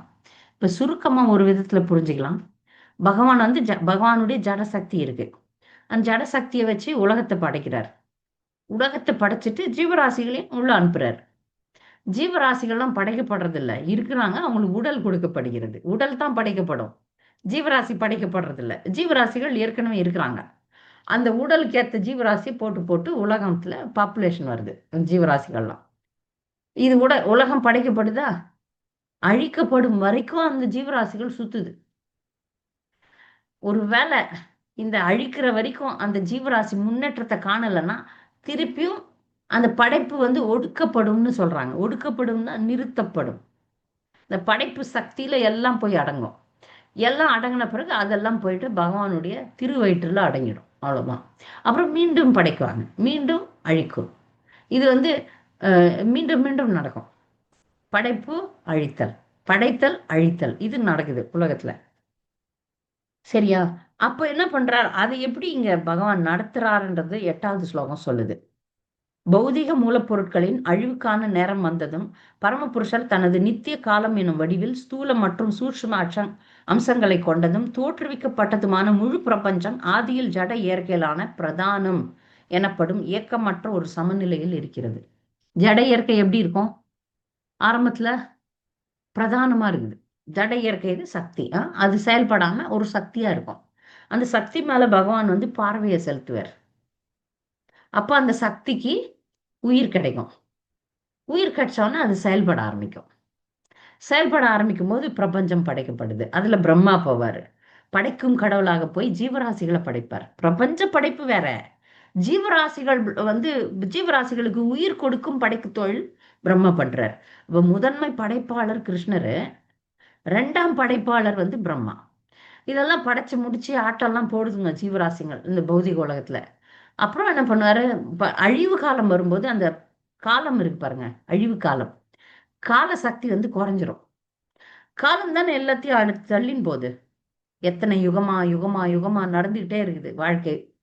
கால சக்தி எடுக்கப்பட்ட உடனே அந்த ஜட சக்தி எல்லாத்தையும் முடிக்கும். அது எப்படி முடிக்குதுன்னு சொல்லி தராங்க இங்க, எப்படி ஒன்னொன்னும் எதுல போய் முடியுது அப்படின்ட்டு. காலம், காலத்தினுடைய சக்தியை பகவான் நிறுத்துவார். நிறுத்தின உடனே உலகம் வந்து அழிஞ்சி திரும்பியும் போய் பரமாத்மால ஐக்கியமாகி போய் இறங்கி அப்படியே ஒரு என்ன, அந்த பாஸ் அப்படின்னு ஒரு வார்த்தை இருக்கு பாருங்க, நிறுத்துறது, அப்படியே அங்கேயே நிறுத்துறது. அந்த மாதிரி செயலற்ற நிலைக்கு போயிடுவாங்க. இருக்கு, இதெல்லாம் இருக்கு, ஆனா செயலற்ற நிலைக்கு போயிடும். ஆனா பகவான் வந்து இந்த இந்த விஷயம் இருக்கு பாருங்க, படைத்தல், அழித்தல், அதெல்லாம் வந்து ஆன்மீக உலகத்துல கிடையாது. அது வந்து நிரந்தரமாக ஆனந்தத்தை அனுபவித்து கொண்டு அவங்க எல்லாம் இருக்கிறாங்க. சரி, இப்ப பிரபஞ்ச அழிவு எப்படி ஏற்படுதுன்னா, முதல்ல வந்து 100 வருஷத்துக்கு பயங்கர வறட்சி ஏற்படுமா. அதுல வந்து சூரிய வெப்பம் படிப்படியாக அதிகரித்து ரொம்ப கொதிக்கிற உஷ்ணம் உலகம் முழுக்க பரவும். அதுக்கப்புறம் சங்கர்ஷ்ணர் தெரியும்ல, ஆதி சங்கர்ஷ்ணர் பாம்பு தானே. அவர் வாயிலிருந்து நெருப்பு வரும். அந்த நெருப்பு வந்து எல்லா இடத்தையும் சுட்டெரிக்கும். அதுக்கப்புறம் வந்து சம்வர்த்தகம், இதை நம்ம வந்து இந்திரதேவன் பயன்படுத்துனதை பார்த்தோம். நம்ம இந்திரதேவன் சம்வர்த்தக மேகங்களை கொண்டு கோகுலத்தை அழிக்கிறதுக்கு பார்ப்பான். அந்த சம்வர்த்தக மேகங்கள் வந்து பரவி 100 வருஷத்துக்கு மழையே பெய்யுமா. அதனால நீரினால உலகம் அழியப்படும். காத்து வீசும், வறட்சி வரும், நெருப்பு வரும், அப்புறம் அது வந்து நீராக மாறி எல்லாம் அழியும். அப்போ அழியும் போது என்ன ஆகும்னா, அஹ், இங்க வந்து இரண்ய கர்ப்ப பிரம்மா அப்படின்னு சொல்றாங்க, வைராஜ புருஷர். இந்த வைராஜ புருஷர் யாருன்னு பாத்தீங்கன்னா விராட்ட புருஷர். விராட்ட புருஷன்னா என்னப்பா, பகவானுடைய பௌதிக சக்தி தான். இந்த பௌதிக உலகமே விராட்ட புருஷனாக சொல்லப்படுது. இந்த உலகமே கடவுள் தான். இதை வந்து விராட்ட புருஷரை நம்ம வந்து 11வது அத்தியாயம் பகவத்கீதையில பாடிக்கிறோம், விஸ்வரூபம். இந்த விஸ்வரூபம் என்பது பௌதிக தோற்றம் தான். அது வந்து பகவானுடைய நிஜத்துவ தோற்றம் கிடையாது, பகவானுடைய சுயரூபம் கிடையாது அது. அப்ப அந்த விஸ்வரூபம் வந்து எதுக்கு சொல்லப்படுதுன்னா, இப்போ நாஸ்திகர்கள்லாம் கிருஷ்ணர் தான் கடவுள்னா யாருக்கும் மண்டல ஏறாது. இது மாதிரி சக்தி, இந்த சக்தி தான் கடவுள், இதெல்லாம் இந்த உலகமே வந்து விஸ்வரூபம், இதை தியானம் பண்ணு அப்படின்னு சொல்லிட்டு ஆரம்ப கட்ட நாஸ்திகர்களுக்கு ஊக்குவிக்கிறதுக்காக விஸ்வரூபத்தை பத்தி சொல்றோம் நம்ம. ஆனா இந்த பிரபஞ்சத்தை தியானம் பண்ணி அல்டிமேட்டா அடைய முடியாது, கிருஷ்ணரை அடைய முடியாது. அப்படியே படிப்படியா கடவுள்கிட்ட முன்னேறதுக்காக இந்த தியானத்தை, பிரபஞ்ச விஸ்வரூப தியானத்தை பரிந்துரைக்கப்படுகிறது. அப்ப பிரளயம் ஏற்படும் போது, பிரளயம் ஏற்படுது இல்லை, அப்ப என்ன ஆகும், பிரம்மா போய் சத்தியு பிரளயம் வந்து 2 விதமான பிரளயம் இருக்கு. ஒன்று வந்து பகுதி பிரளயம், ஒன்று முழு பிரளயம். பகுதி பிரளயத்துல வந்து ஒரு குறிப்பிட்ட லோகம் வரைக்கும் அழியும், சத்தியலோகம், ஜனலோகம், தப்பலோகம்லாம் இருக்கும். அப்புறம் மீண்டும் படைப்பு வரும். இது வந்து பகுதி பிரளயம். முழு பிரளயத்துல எல்லாமே அழியும். எல்லாமே அழியும் போது பிரம்மாவோட சேர்ந்து சத்தியலோகத்துல இருக்கிறவங்க எல்லாரும் ஆன்மீக உலகத்துக்கு போவாங்க. சரி, ஒருவேளை இந்த பிரம்மா பக்தனா இல்லைன்னா என்ன ஆவார் அப்படின்ற கேள்விக்கு இங்க பதில் இருக்கு. பிரம்மா பக்தனா இல்லைன்னா அவர் எப்படி நடந்துகிட்டாரோ அதுக்கேத்த மாதிரி அவருடைய அடுத்த பிறவி இருக்கும். அவர் பிரம்மா அப்ப கேட்கலாம், பிரம்மன் பக்தனாக இல்லாததற்கு வாய்ப்பு இருக்கானா? இருக்கு. யஜ்யங்கள், அஸ்வமேத யஜ்யம், வேத யஜ்யங்கள்லாம் செஞ்சு நீங்க பிரம்மாவா ஆகலாம். அதுல நீங்க கிருஷ்ணரை முழுமுதற் கடவுளாக ஏற்றுக்கொள்ளாமல் கூட இருக்கலாம். இந்த பதவி வரைக்கும் கூட நாஸ்திகனா ஒருத்தர் இருக்கலாம். நான் அந்த மாதிரி கர்மகாண்டம் இருக்கு. கர்மகாண்டத்தை செஞ்சு நீங்க பிரம்மா வரைக்கும் கூட போகலாம். அப்ப அப்படிப்பட்ட பிரம்மா எல்லாம் பகவானை அடைவதில்லை. சரி, இல்ல அப்ப கர்மி பிரம்மான, அதாவது பௌதிகவாதி, நிறைய எங்கெங்கெல்லாம் பண்ணி பல நோக்கு செயல்களை செஞ்சு பிரம்மாவானவர் என்ன ஆவாரு, திரும்பியும் உலகத்துக்கு வருவார், உயர்ந்த பதவியை வகிப்பார், இல்ல பிரம்மாவாவே இருப்பார். இது ஒண்ணு. ரெண்டாவது, ஞானியா இருந்தா என்ன பண்ணுவார், அருவ முக்தி அடைவார், போய் பிரம்ம ஜோதியில கலந்துக்குவார். பக்தனாக இருந்தால், நம்முடைய சத்துர்முக பிரம்மா பக்தன், பக்தனாக இருந்தால் பகவானை அடைவார். சரியா? அப்போ இந்த பிரம்மாவை தன்னை வந்து பகவானுக்கு சமமாக நினைச்சார்னா, நான் பகவானுக்கு சமமானவர், ஏன்னா நான் சுதந்திரமானவன் நினைச்சா திருப்பியும் பூமிக்கு வரணும் அப்படின்னு சொல்றாங்க. இப்போ யார் ஒருத்தர் பகவானை சரணடைஞ்ச, பிரம்மாவோ இல்ல சாதாரண ஜீவராசியாவோ இருந்தாலும் கிருஷ்ணரின் தாமரை பாதங்களிடம் சரணடையாமல் தன் சொந்த கடும் முயற்சியினால் பூர்ணத்துவம் அடைய முயற்சிப்பது முட்டாள்தனம். இப்ப நான் என்னுடைய முயற்சியில நான் வந்து பகவானை அடைஞ்சிருவேன்னு ஒருத்தர் நினைச்சாங்கன்னா அது முடியாது அப்படின்னு சொல்றாங்க. அது வந்து ஒரு குருட்டுத்தனமான முயற்சி அப்படின்னு சொல்றாங்க. இந்த முயற்சியை வந்து என்ன சொல்றாங்கன்னா பகுலாயாசம். பகுலாயாசம்ன்றது வந்து நானே முயற்சி பண்ணி பகவான் அடையிறேன், இல்ல நானே முயற்சி பண்ணி விடுதலை பெற்றிருக்கிறேன் அப்படின்னு சொல்றது வந்து ரஜோகுணத்துல இருக்கக்கூடிய ஒரு விஷயம் அப்படின்னு சொல்லிட்டு பகவத்கீதையில சொல்றத இங்க சொல்றாங்க. அப்போ பிரம்மாவாக இருந்தாலும் தோற்பதற்கு வாய்ப்பு இருக்கு. அதுதான் இங்க கருத்து.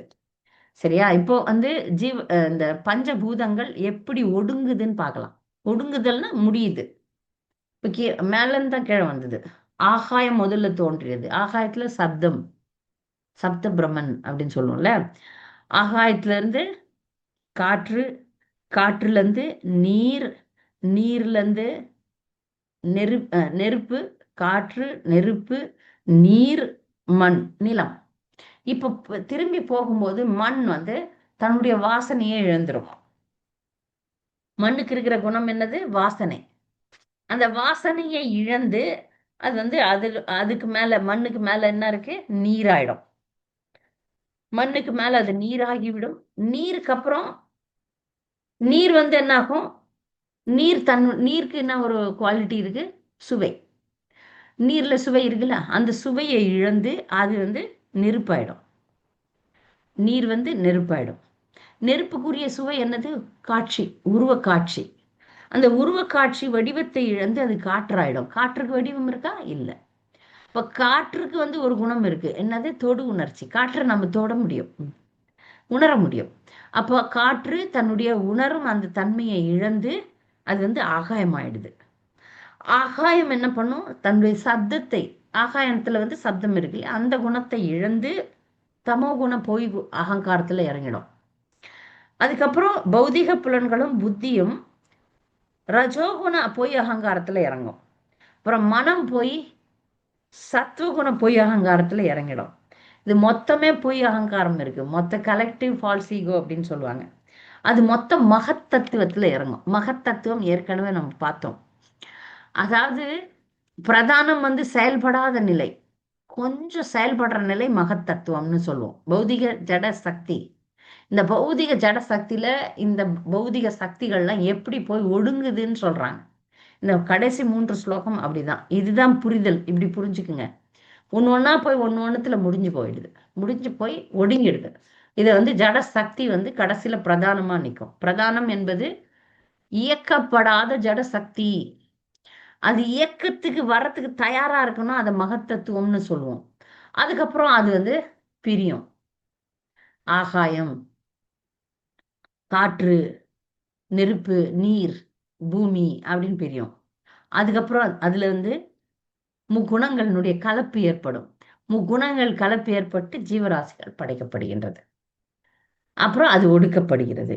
இப்படி இந்த உலகம் செயல்படுதுன்னு இந்த 15 ஸ்லோகம் வரைக்கும் நம்ம பார்க்கிறோம். ஏன்னா ஏன் எப்படின்னா, இந்த மாயா சக்தியை புரிந்து கொள்வதற்கு முதல்ல விளக்குறார். இப்படிதான் இந்த உலகம் வந்து செயல்படுது, இந்த உலகம் இருக்கிறது அப்படின்றத நாம் புரிஞ்சுக்கும் போது இத வந்து இதுல இருந்து விடுபடுவதற்கான உந்துதல் நமக்கு அதிகமா இருக்கும். இதெல்லாம் எதுக்கு மாத்தாஜி கத்துக்கணும் அப்படின்னு ஒரு கேள்வி எழலாம். இந்த உலகம் எப்படி இயங்குகிறது, இது எப்படிப்பட்டதுன்னு தெரிஞ்சப்ப நமக்கு இதை விட்டு வெளியே வர்ற ஆர்வம் அதிகமாயிடும். அவ்வளவுதான். ஹரே கிருஷ்ணா. 15 ஸ்லோகம் சொல்லி முடிச்சிட்டேன். இதுக்கு கேள்விகள்லாம் எழுதிட்டேன். நீங்க வந்து படிக்கலாம். இப்ப இதுல இந்த பாடத்துல ஏதாவது சந்தேகம், கூடுதல் கருத்துக்கள் இருந்தா தெரிவிக்கலாம். நீங்க எல்லாரும் புக்கு வச்சுதான் படிச்சீங்கன்னு நினைக்கிறேன். புக்ல இதுல ஏதாவது சந்தேகம் இருந்தா என்ன கேட்கலாம். கதையா இல்ல, நிறைய தத்துவமா இருந்தது. எத்தனை பேருக்கு இந்த பாடம் பிடிச்சது, புரிஞ்சதுன்னு தெரியல. தயவு செய்து கேள்விகளை கேளுங்க.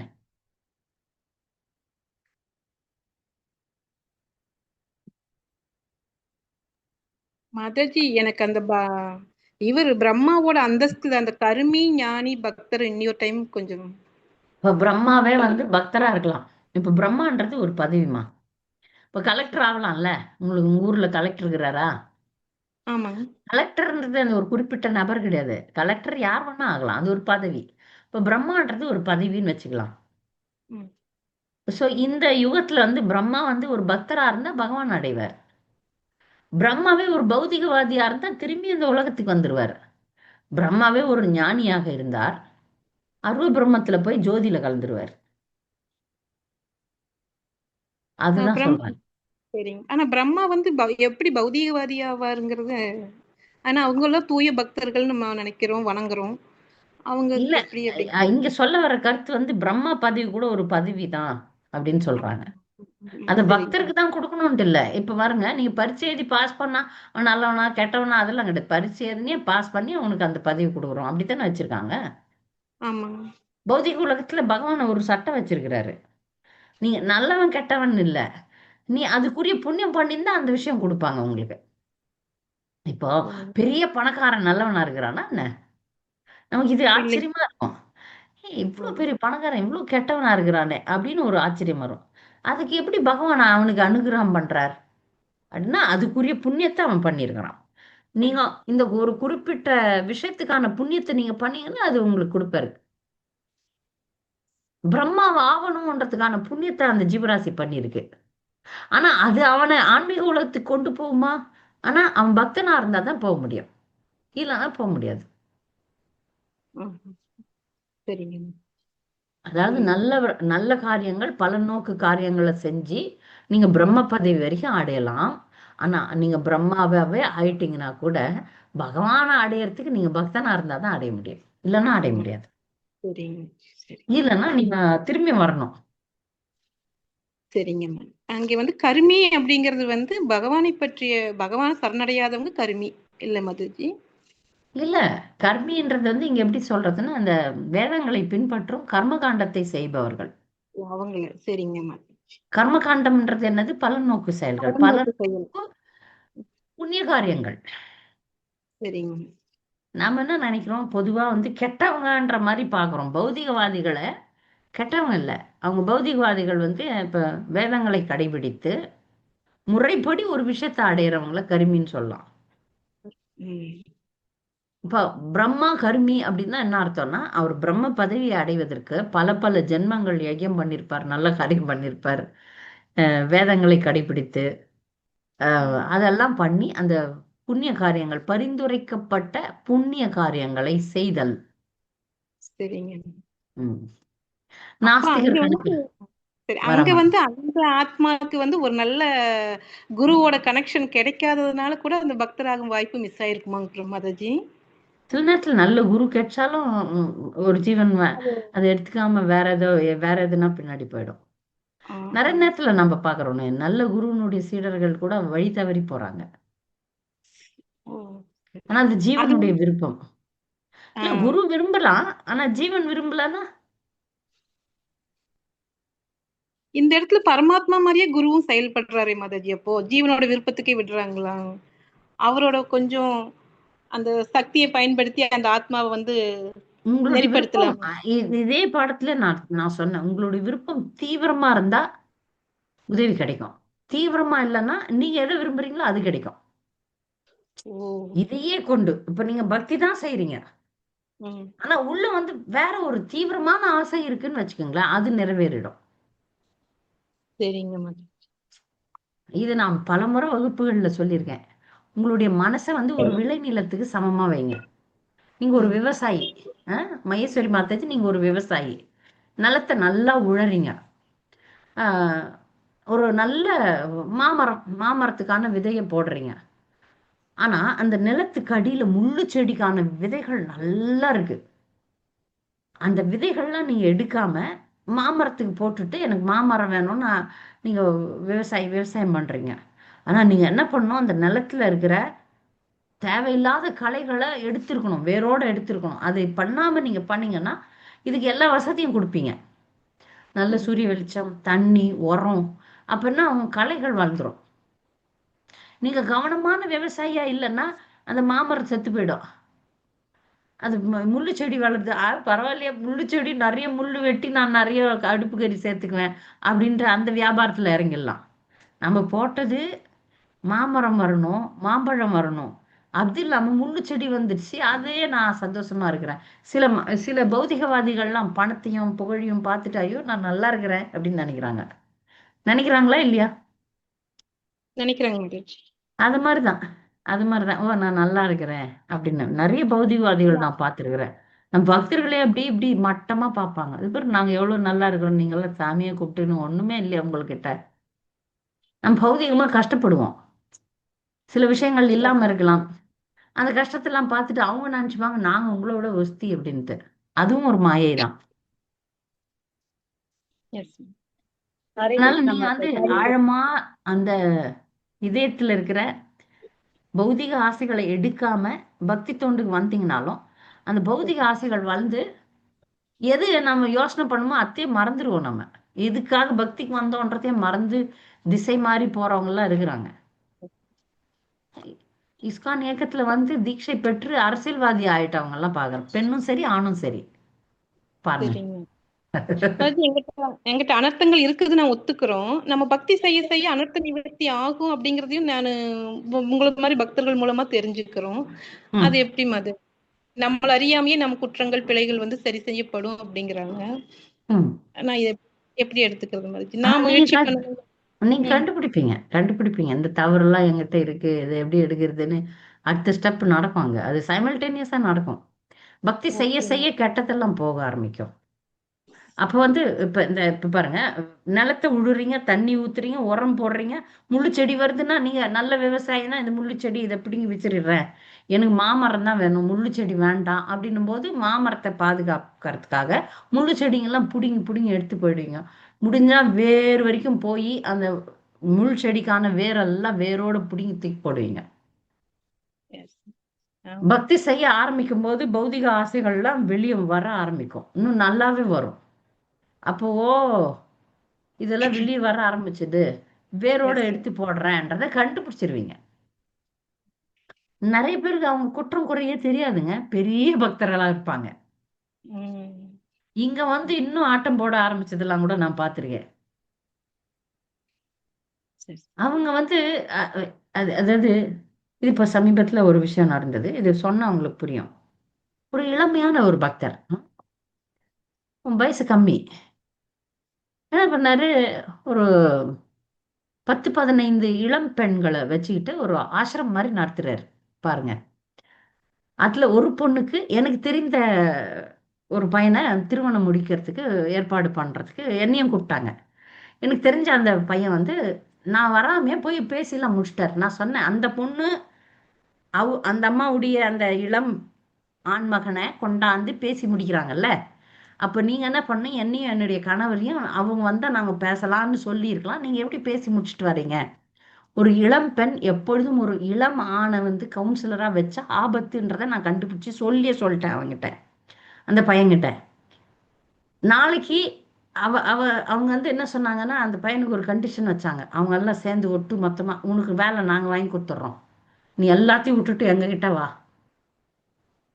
உங்க அப்பா அம்மாவை சொத்து வித்து கொடுத்து 2 2 பெட்ரூம் வீடு வாங்கி கொடுக்க சொல்லு, இப்படி எல்லாம் கண்டிஷன்லாம் வச்சாங்க. அப்பயே நான் சொன்னேன், அப்பா இது வேலைக்கு ஆகாதே அப்படின்னு. அப்புறம் கடைசியில உண்மையா அது வேலைக்கு ஆகலை, அவனுக்கு புரிஞ்சு போச்சு. நான் ஆரம்பத்துல சொன்னப்ப புரியல, என்கேஜ்மெண்ட் ஆகி அப்புறம் பிரேக் பண்ணாங்க. பிரேக் பண்ணிட்டு அப்புறம் இப்ப பார்த்தா அந்த இளம் பெண்களை வழிநடத்தும் அந்த ஆண் அந்த இளம் பெண்களோட சுகிக்க ஆரம்பிச்சு, அந்த பெண்களுக்கு அப்புறம் தான் புரிய ஆரம்பிச்சுது, டேய் நம்ம என்னடா பண்றோம், அவன் கல்யாணம் ஆகி ஒரு குழந்தைய வச்சுன்னுக்குறான், இதுங்கெல்லாம் கல்யாணம் ஆகாம அவன் பின்னாடி சுத்துதுங்க, இது தப்பு அப்படின்னு புரிஞ்சு அப்புறமா போய் எல்லாம் இப்போ அவனை வந்து அந்த இளம் ஆணை வந்து போட்டிருக்கிறாங்க, நீ வந்து இவ்வளோ நாளைக்கு நீ பிரச்சாரம் பண்ணக்கூடாது, இவ்வளோ நாளைக்கு நீ எதுவும் பண்ணக்கூடாதுன்னு ஒரு தண்டனை கொடுத்துருக்காங்க. தண்டனை கொடுத்தும் அவனுக்கு புரியல. அவன் நினச்சிக்கிறான், அவங்க குரு கிட்ட அவன் கேட்குறானா, ஐயோ என் மானத்தை எடுத்துடாதீங்க, எனக்கு ப்ரெஸ்டீஜ் என்ன ஆகும், நான் இவ்வளோ பெரிய, ஏன்னா 1000 ஃபாலோயர்ஸ், 1000 பேர் ஃபாலோயர்ஸ்னா எப்படின்னா சிஷ்யர்கள் மாதிரி, அவர் தலைவர், 1000 பேர் சிஷ்யர்கள் அவருக்கு, குருவெல்லாம் கிடையாது, ஒரு சாதாரண பக்தர் தான். அப்ப அதெல்லாம் ப்ரெஸ்டீஜ், என் ப்ரெஸ்டீஜ் என்ன ஆகட்டும், நான் திருந்திடுறேன், நான் இந்த மாதிரி பொம்பளைங்க பின்னாடி போக மாட்டேன், அப்படி இல்லை அப்படி ஆகணுன்ட்டு தானே குரு தண்டனை கொடுக்குறாரு. அவனுக்கு புரியலங்க.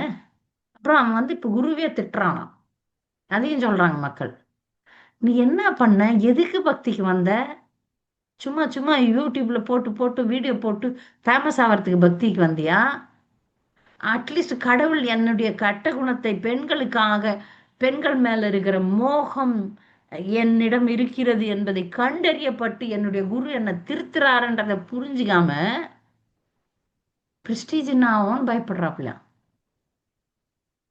இவ்வளோ பெரிய பாதக செயலை, ஏன்னா இது வந்து நல்ல பிளாட்ஃபார்மு.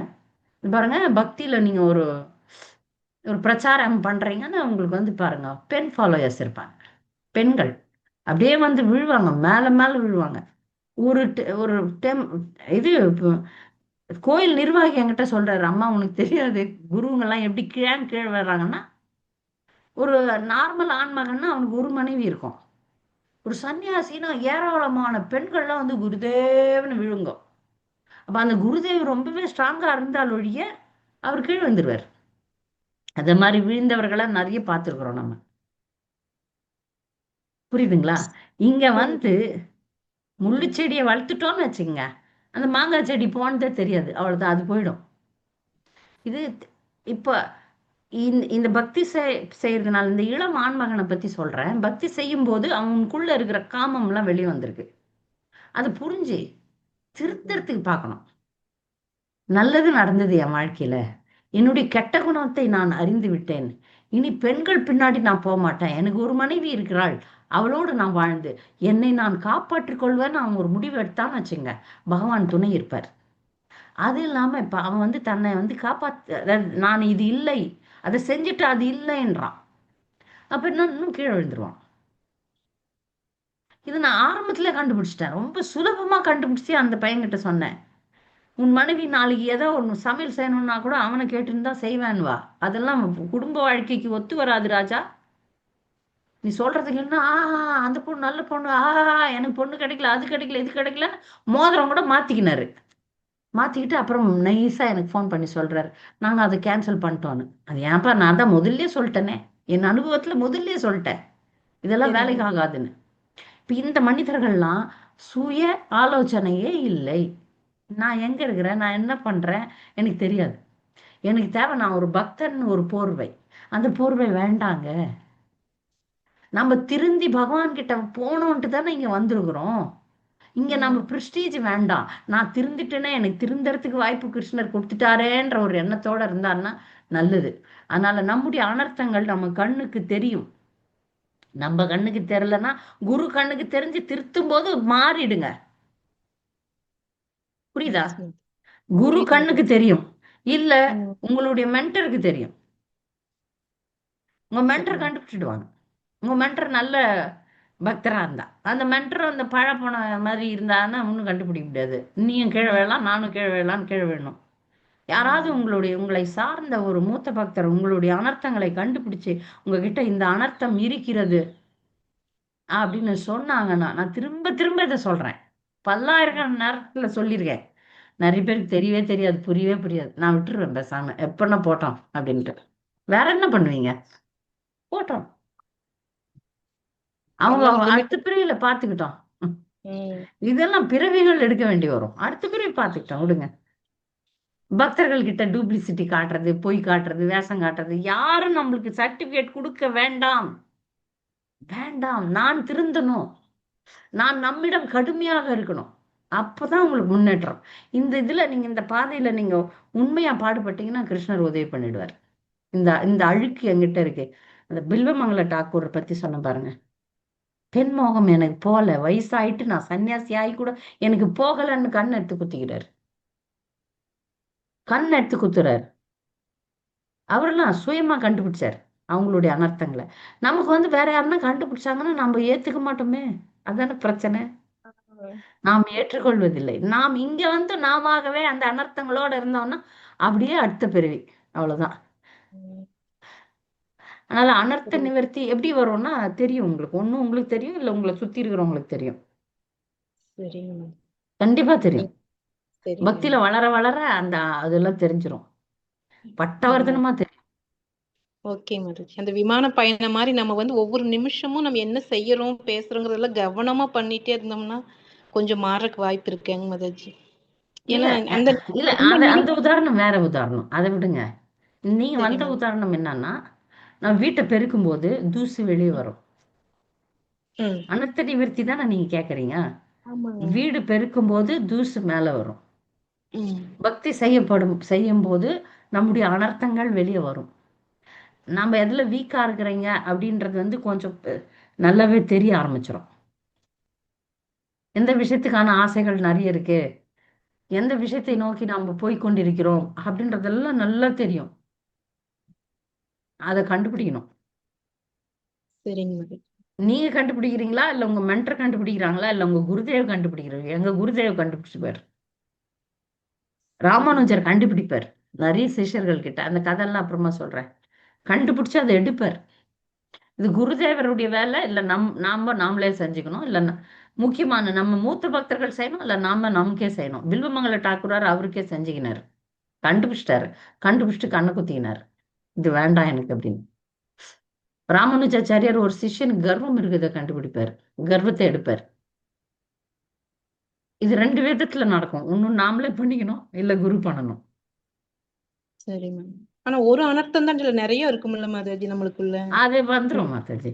அதெல்லாம் ஒண்ணு ஒண்ணா அப்படியே வெளியே கட் பண்ணி உள்ளந்து தீயினால் தூசாகும் செப்பேலோ ரெம்பாவாய். தீவிரமான பக்தி பண்ணும்போது அந்த அனர்த்தங்கள்லாம் அப்படியே புரிய ஆரம்பிக்கும், தெரிய ஆரம்பிக்கும். அப்புறம் எடுத்து போட்டு எரிச்சு அது கூட போராடி கடக்க வேண்டி வரும்.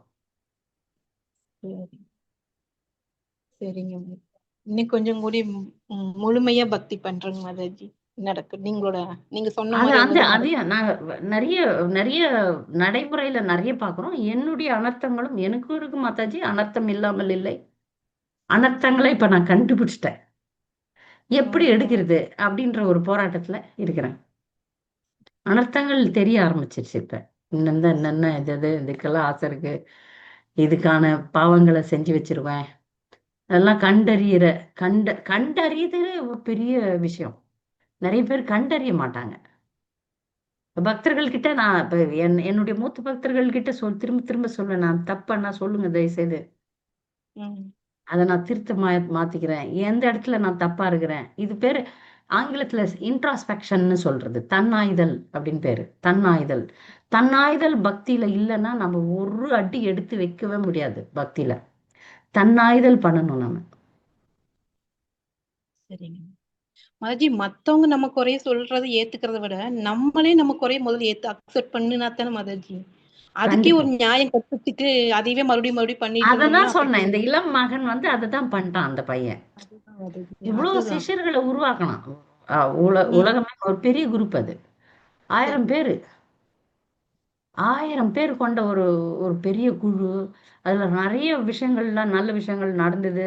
நிறைய பக்தர்களை உருவாக்குனாங்க ஆன்லைன்ல. இவ்வளோ நல்ல வேகமா போகும்போது நீ கீழே விழறல்ல, உன்னை நீ காப்பாத்தணும்ல. உன்னை அதை கண்டுபிடிச்சு உன் குரு வேற உன்னை திருத்தும் போது நீ திருந்தணும்ல.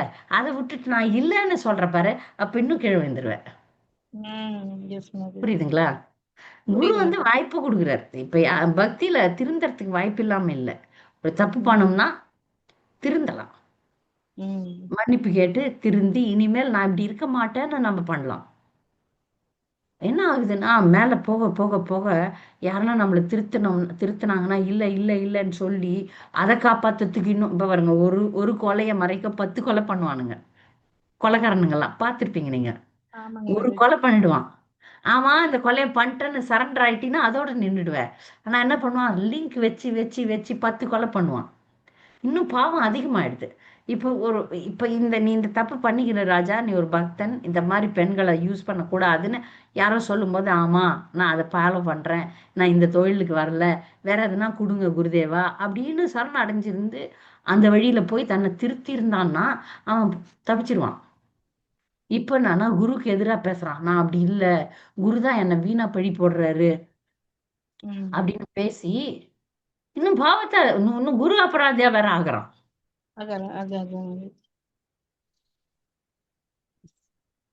பெரிய பாடமா இருக்கு.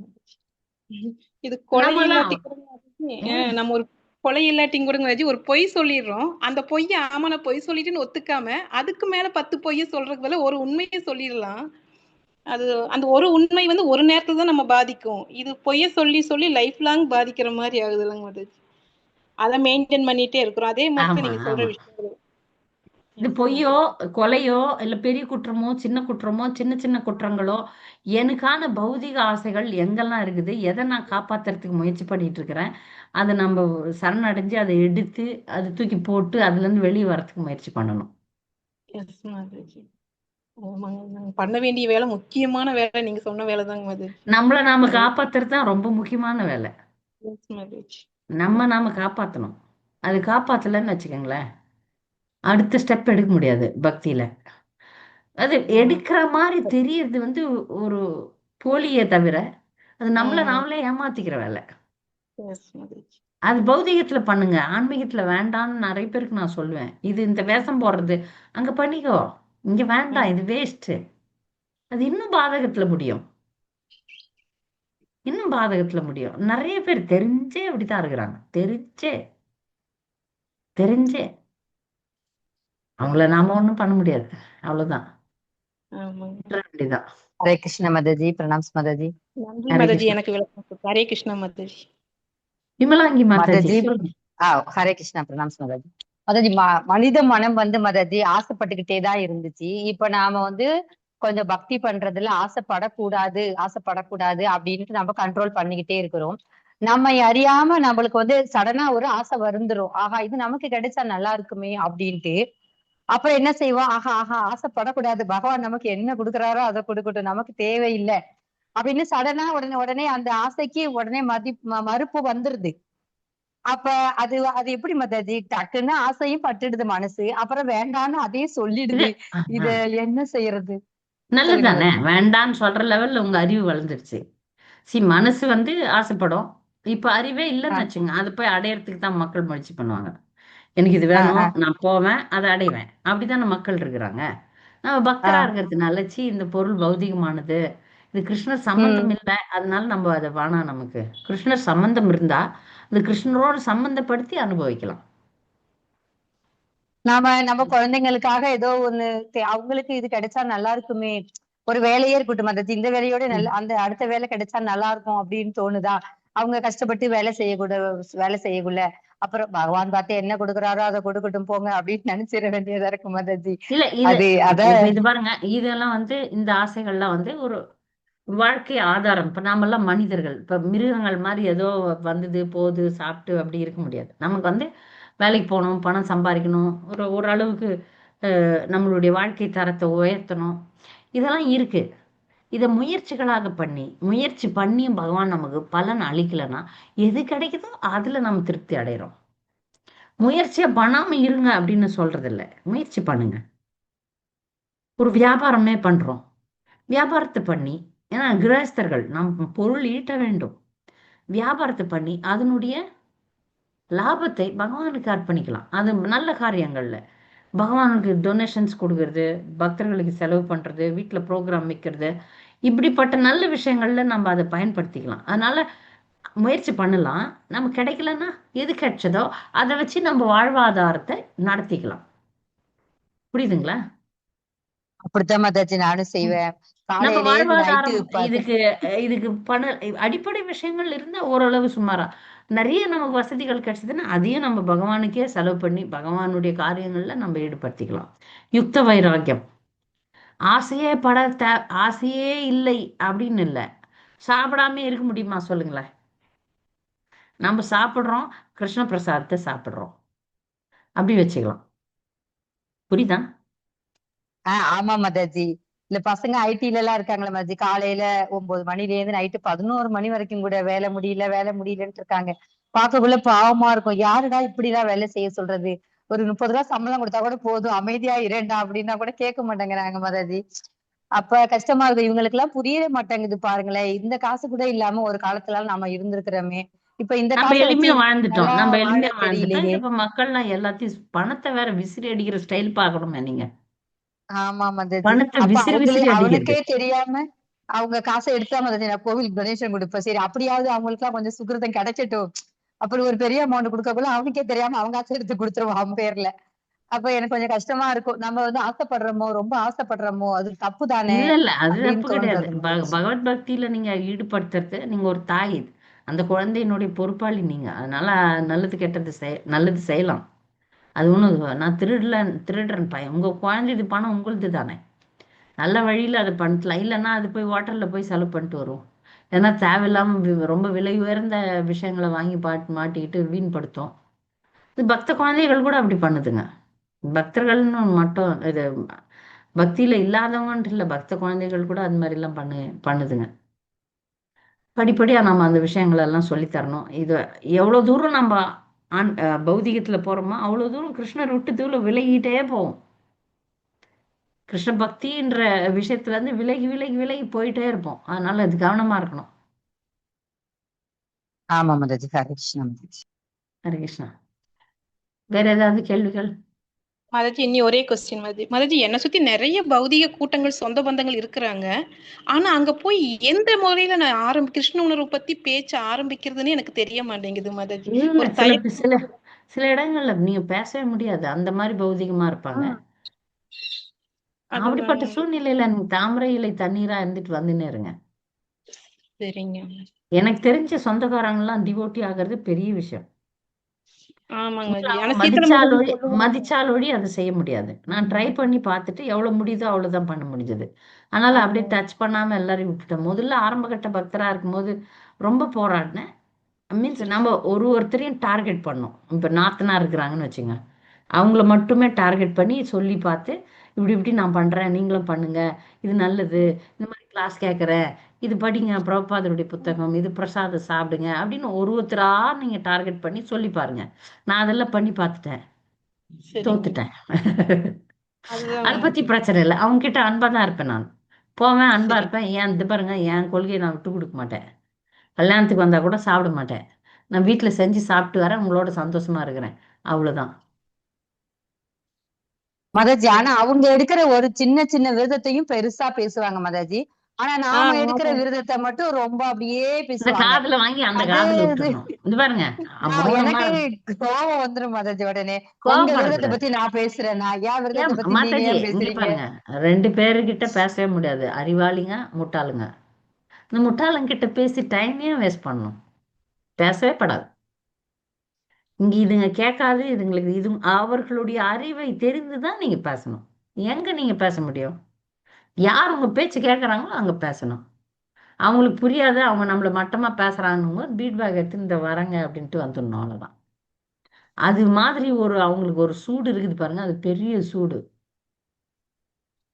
உனக்கு நான் சொல்றதே புரியாது, எதுக்கு என் டைம் வேஸ்ட் பண்ற அப்படின்ற மாதிரி நம்ம நடத்த இருக்கணும். இந்த பிரபுபாத் புத்தகத்தை கொடுக்குறேன், படிக்கிறியா? வரலையா? சரி விட்டுரு, நீ எப்படி இருக்கிறியோ அப்படியே இரு, நான் உன்னை நேசிக்கிறேன். இதான் என் பிரின்சிபல் மாதாஜி. நான் எல்லாம் சொல்லிலாம் பார்த்துட்டேன். நான் சரிங்க. நம்மள அவங்க மட்டமா தான் பண்றாங்க. மட்டமா பேசுவாங்க, மட்டமா நான் எதனா நடந்துக்கிட்டோம். நமக்கு நம்ம அதுக்காக வாழறோம். யாருன்னா நமக்கு அவார்டு கொடுக்குறாங்கன்னா நம்ம வாழறோம். நம்ம கிருஷ்ணர்கிட்ட போய் சேரணுன்றது தான் நம்ம குறிக்கோள். இவங்க எல்லாம் இந்த சொந்த பந்தம்லாம் என்ன பக்தர்னு சொல்லணுமா, இல்ல நான் செய்யற காரியங்களை பாராட்டணுமா, அதெல்லாம் கிடையாது. ஒரு உதாரணத்துக்கே சொல்றேன், பக்தர்களுக்கு என்னுடைய வேல்யூ தெரியும். இந்த குரூப்ல இருக்கிற பக்தர்கள் இல்ல என்னை தெரிந்த பக்தர்களுக்கு என் வேல்யூ தெரியும்.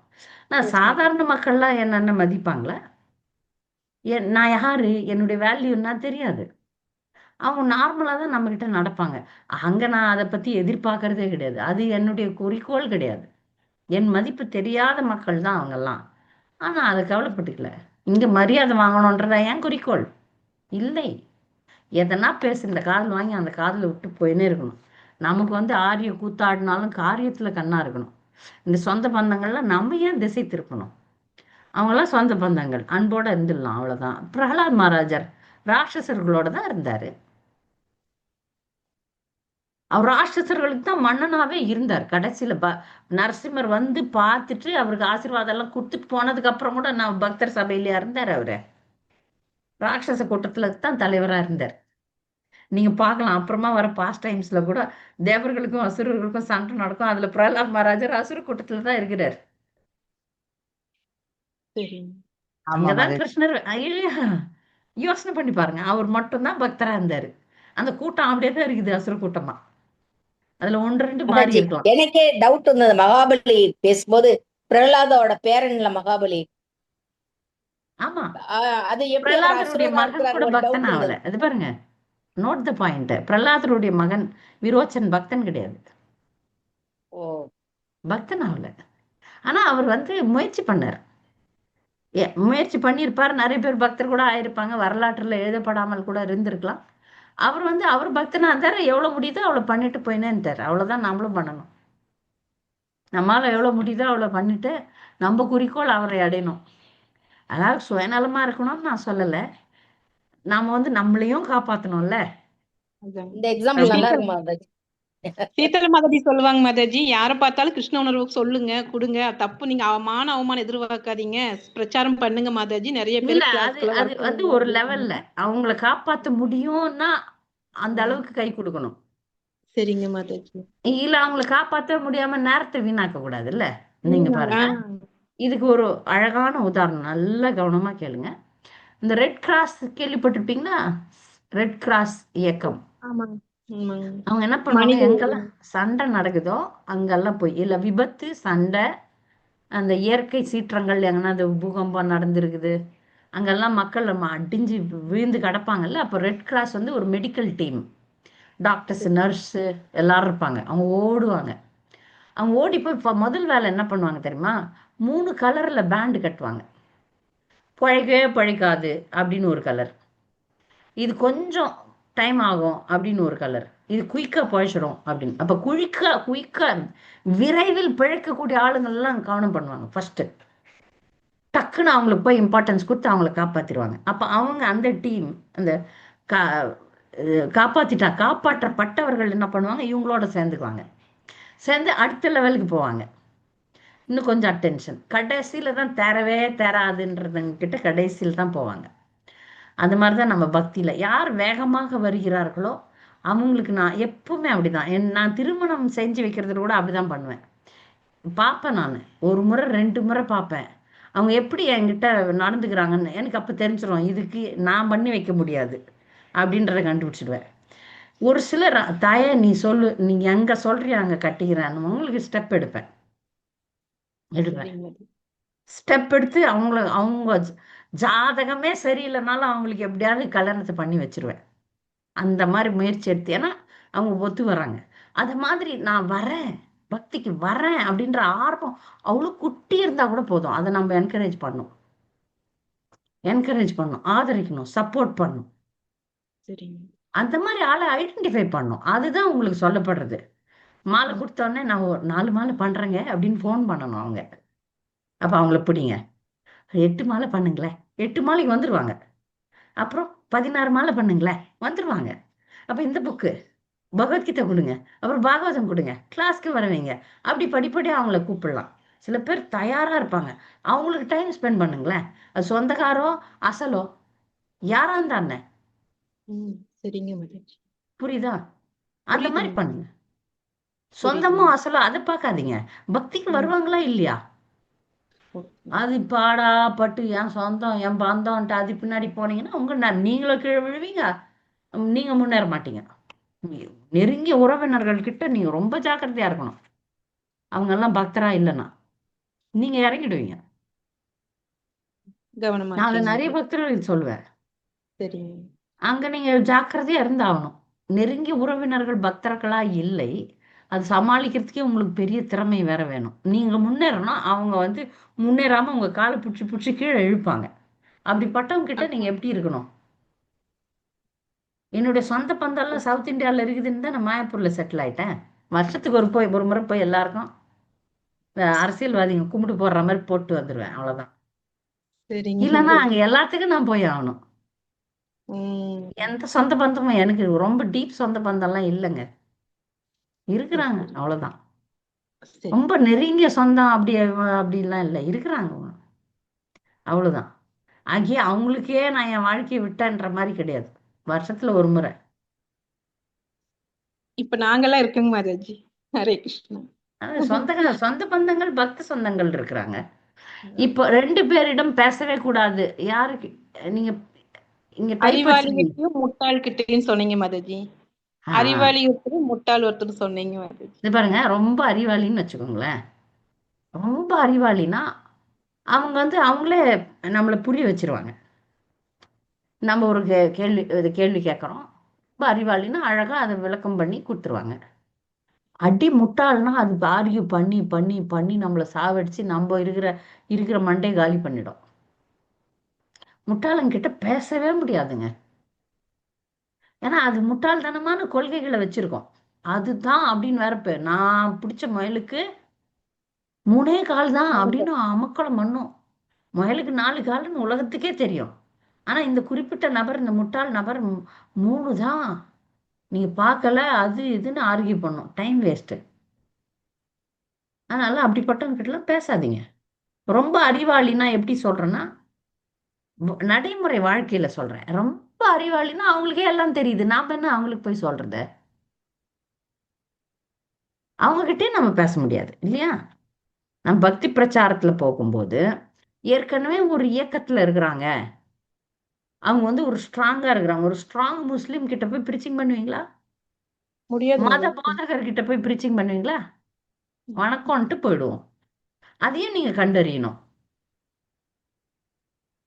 இது முட்டாளா புரியுது. அறிவாளியா எந்த கேட்டகிரி, இந்த கேட்டகிரி கிட்ட எல்லாம் நாம ஏன் டைம் வேஸ்ட் பண்ணோம் அப்படின்றத கண்டுபிடிச்சிட்டு நீங்க டீலிங் வைக்கணும். உங்க சொந்தக்காரங்க எல்லாம் பேசுனீங்கன்னா தெரியுமே, தெரியுமே இது முட்டாள் கேட்டகிரியா எந்த கேட்டகிரி, இதுகிட்ட பேசினா வேலைக்கு ஆகுமா ஆகாதா. எஸ் மாதாஜி. ம். வித்தியாசம் இருக்காங்க மாதாஜி. ஹரே கிருஷ்ணா. சில பேர் வந்து அறிவதற்கு ரொம்ப ஆவலா இருப்பாங்க. நான் இப்ப இங்க பேசுற அளவுக்கு வெளியே பேசுறதே கிடையாது யாருக்கிட்டையும். மௌனம். வெளியே இப்ப மௌனம் ஆயிட்டேன். எல்லாம் பேச வேண்டியதெல்லாம் பக்தர்களிடம் பேசுகிறோம். இனி அங்க பேசி என்ன பண்ண போறோம்? ஒருத்தரே வந்து ஆன்மீக கேள்வி கேட்டாலும் நான் சொல்லிடுவேன். உங்களுக்கு சொல்றதுதான் நிறைய பேருக்கு சொல்றேன், கிளாஸ்ல சேர்ந்துருங்க. தமிழ் அந்த தமிழ் கிளாஸ், இங்கிலீஷ் அந்த இங்கிலீஷ் கிளாஸ், ஹிந்தி அந்த ஹிந்தி கிளாஸ். பெங்காலி எனக்கு வராது, நீங்க பெங்காலி கிளாஸ்ல நீங்க போய்க்குங்கன்னு சொல்லிடுவேன். அவ்வளவுதான். இனி பேசுறது வந்து தேவையானவர்கள்கிட்ட மட்டுமே தேவையான விஷயத்தை பேசணும் அப்படின்னு ஒரு கொள்கைக்கும் வந்தாச்சு. ஹரே கிருஷ்ணா மாதாஜி. நன்றி சரியா? மாதாஜி. அதனால நீங்க அந்த பிரச்சாரம் பண்ணும்போது முதல்ல புத்தகம் கொடுத்து பாருங்க. அவங்களுடைய ஆர்வத்தை கண்டுபிடிக்கிற அளவுக்கு உங்களுக்கு அறிவு இருக்கணும். அப்பதான் நீங்க பிரச்சாரத்துல இறங்க முடியும். சரிங்க. புரியுதா? சரிங்க மாதாஜி. கவனமாவும் பாத்துக்கிறேன் மாதாஜி. ஹரே அது கிருஷ்ணா. ரிலேட்டிவ்ஸ் கிட்ட எல்லாம் வேணாம், உங்ககிட்ட வரவே மாட்டாங்க. அதுதான். அடிபணியாதவங்க நிறைய பேர் இருப்பாங்க. ஆமாங்க. முக்கியமா தேவதையர் வழிபாடுகள் அதிகமா இருக்கிறதுனாலயும் அதை ஆர்கியூ பண்ணிட்டு இருப்பாங்க. அது நம்மளுக்கு சங்கடமா இருக்கு மாதாஜி. ஒரு முறை சொல்லி பாருங்க. அவங்க அவங்க ஆழ ம். பாத்துருங்க நீங்க. அதெல்லாம் நான் வேணான்னே சொல்ல. ஏன்னா ம். அவங்க பக்தர் ஆவறதுக்கான வாய்ப்பை நாம ஏன் தடுக்கணும்? முயற்சி அதுதான் பண்ணி வந்து பாருங்க. முயற்சி பண்ணி நம்மளுக்கு கிடைச்ச பார்த்துட்டு ஒரு பொக்கிஷம். நம்மளுக்கு கிடைச்ச ஒரு பொக்கிஷம் அவங்களுக்கும் கிடைக்கட்டும் அப்படின்னு நம்ம நினைக்கிறோம். அது எப்படி வரமா வந்து பாருங்க, பக்திக்கு வர வேண்டியவங்க தவிப்பாங்க. புக்கு கிடைக்குமா, நான்லாம் புக்கு கிடைக்குமா, கோயில் இப்ப கிடைக்குமா, பிரபுபாதரை பார்க்கணும் அப்படின்னு தவிச்சேன். என்ன என்ன யார் என்ன இந்த பக்திக்கு கொஞ்சம் சொல்லி விஷயங்கள், அடிப்படை விஷயங்களை சொல்லி கொடுத்தாரோ அவர் ரொம்ப சந்தோஷப்பட்டாரு. நான் அப்படி சொல்றேன், நீங்க அப்படியே பிடிக்கிறீங்க அப்படின்னு. ஏன்னா அந்த தவிப்பு தேடல் இருந்தது. தேடல் இருக்கிறவங்கள கண்டுபிடிங்க. யாருக்கு தேடல் இருக்குதுன்னு கண்டுபிடிங்க. உங்களுக்கு தேடல் இருந்துச்சு மகேஸ்வரிக்கு, அதனால சீதலா கேசவி வேலை ஈஸி ஆகி போச்சு. தேடலே இல்லாதவங்களை போயிட்டு இந்த மக்கு ஸ்டூடெண்ட்டை போய் உட்காந்து இம்போசிஷன். இப்பெல்லாம் அந்த இப்ப எழுதி படிக்க வராது குழந்தைகளுக்கெல்லாம் கை வேலை அது மாதிரி பண்ணி வியாபாரம் பண்ண வச்சிடலான்ற ஒரு ஸ்கீம் வந்துச்சு. அதுங்களை ஏன் படிக்க வைக்கிறதுக்கு ஃபோர்ஸ் பண்ணோம்? அது அறிவு, அவ்வளவுதான். இப்ப இந்த அறிவு வந்து சரி, நீங்க தேவி தேவர்களை வணங்குறீங்களா, வணங்குங்க. வணங்குங்க. அதுல அவங்க பக்த மகா பாகவதர்கள் நினைச்சுப்பாங்க. சில பேர் வந்து நம்மள வேற நொட்டு வைப்பாங்க. ஆமா. நாங்க கூட பக்தர்கள் தான். நான் வந்து சொல்லுவேன், ஆமாங்க, அவ்வளவுதான். அங்க நான் போய் ஆர்கியூ பண்ண மாட்டேன். ஓ டெமிகாட் வர்ஷிப்பர்ஸ், தேவி தேவர்களை வழிபடுபவர்கள், முழுமுதலை கடவுளை வழிபட்டால் ஒழியே பக்தர்கள் அப்படிலாம் சொல்ல மாட்டேன். வழிபடுறது ரொம்ப நல்லது. ஆமா ஆமா, நீங்க நல்ல பக்தர் அப்படின்ட்டு அங்கேயே கட் பண்ணோம். அவன் சரிங்க. முட்டாளா பேசுறான்னா அந்த முட்டாளுக்கு நீ முட்டாள்னு சொல்ல முடியுமா உங்களால? அவன் முடியாது. கேட்டா தானே சொல்லுவீங்க. ஆமா. உனக்கு எதுவுமே தெரியாம இப்படி பேசுற? பக்தினா என்னன்னே தெரியாம பக்தர்கள்னு சொல்லிப்பாங்க. ஆமாங்க. உள்ள சிரிச்சிட்டு பேசாம விட வேண்டியதுதான். இருக்கட்டும், இந்த பிரசாதம் கொடுக்குற சாப்பிடுங்கன்ட்டு கொடுத்துட்டு போயினே இருக்க வேண்டியதுதான். சரிங்க மாதாஜி. ஹரே கிருஷ்ணா. சரி. ஹரே கிருஷ்ணா மாதாஜி. தேங்க்யூ மாதாஜி. நாளை வகுப்புல சந்திப்போம். வாஞ்சா கர்ப்பஸ்ய கிருபா சிந்து தேவச்ச பதிதானம் பாவனேபியோ வைஷ்ணவேபியோ. ஹரே கிருஷ்ணா மாதாஜி, மாதாஜி. ஹரே ஹரே கிருஷ்ணா கிருஷ்ணா. மாதாஜி. தேங்க்யூ மாதாஜி.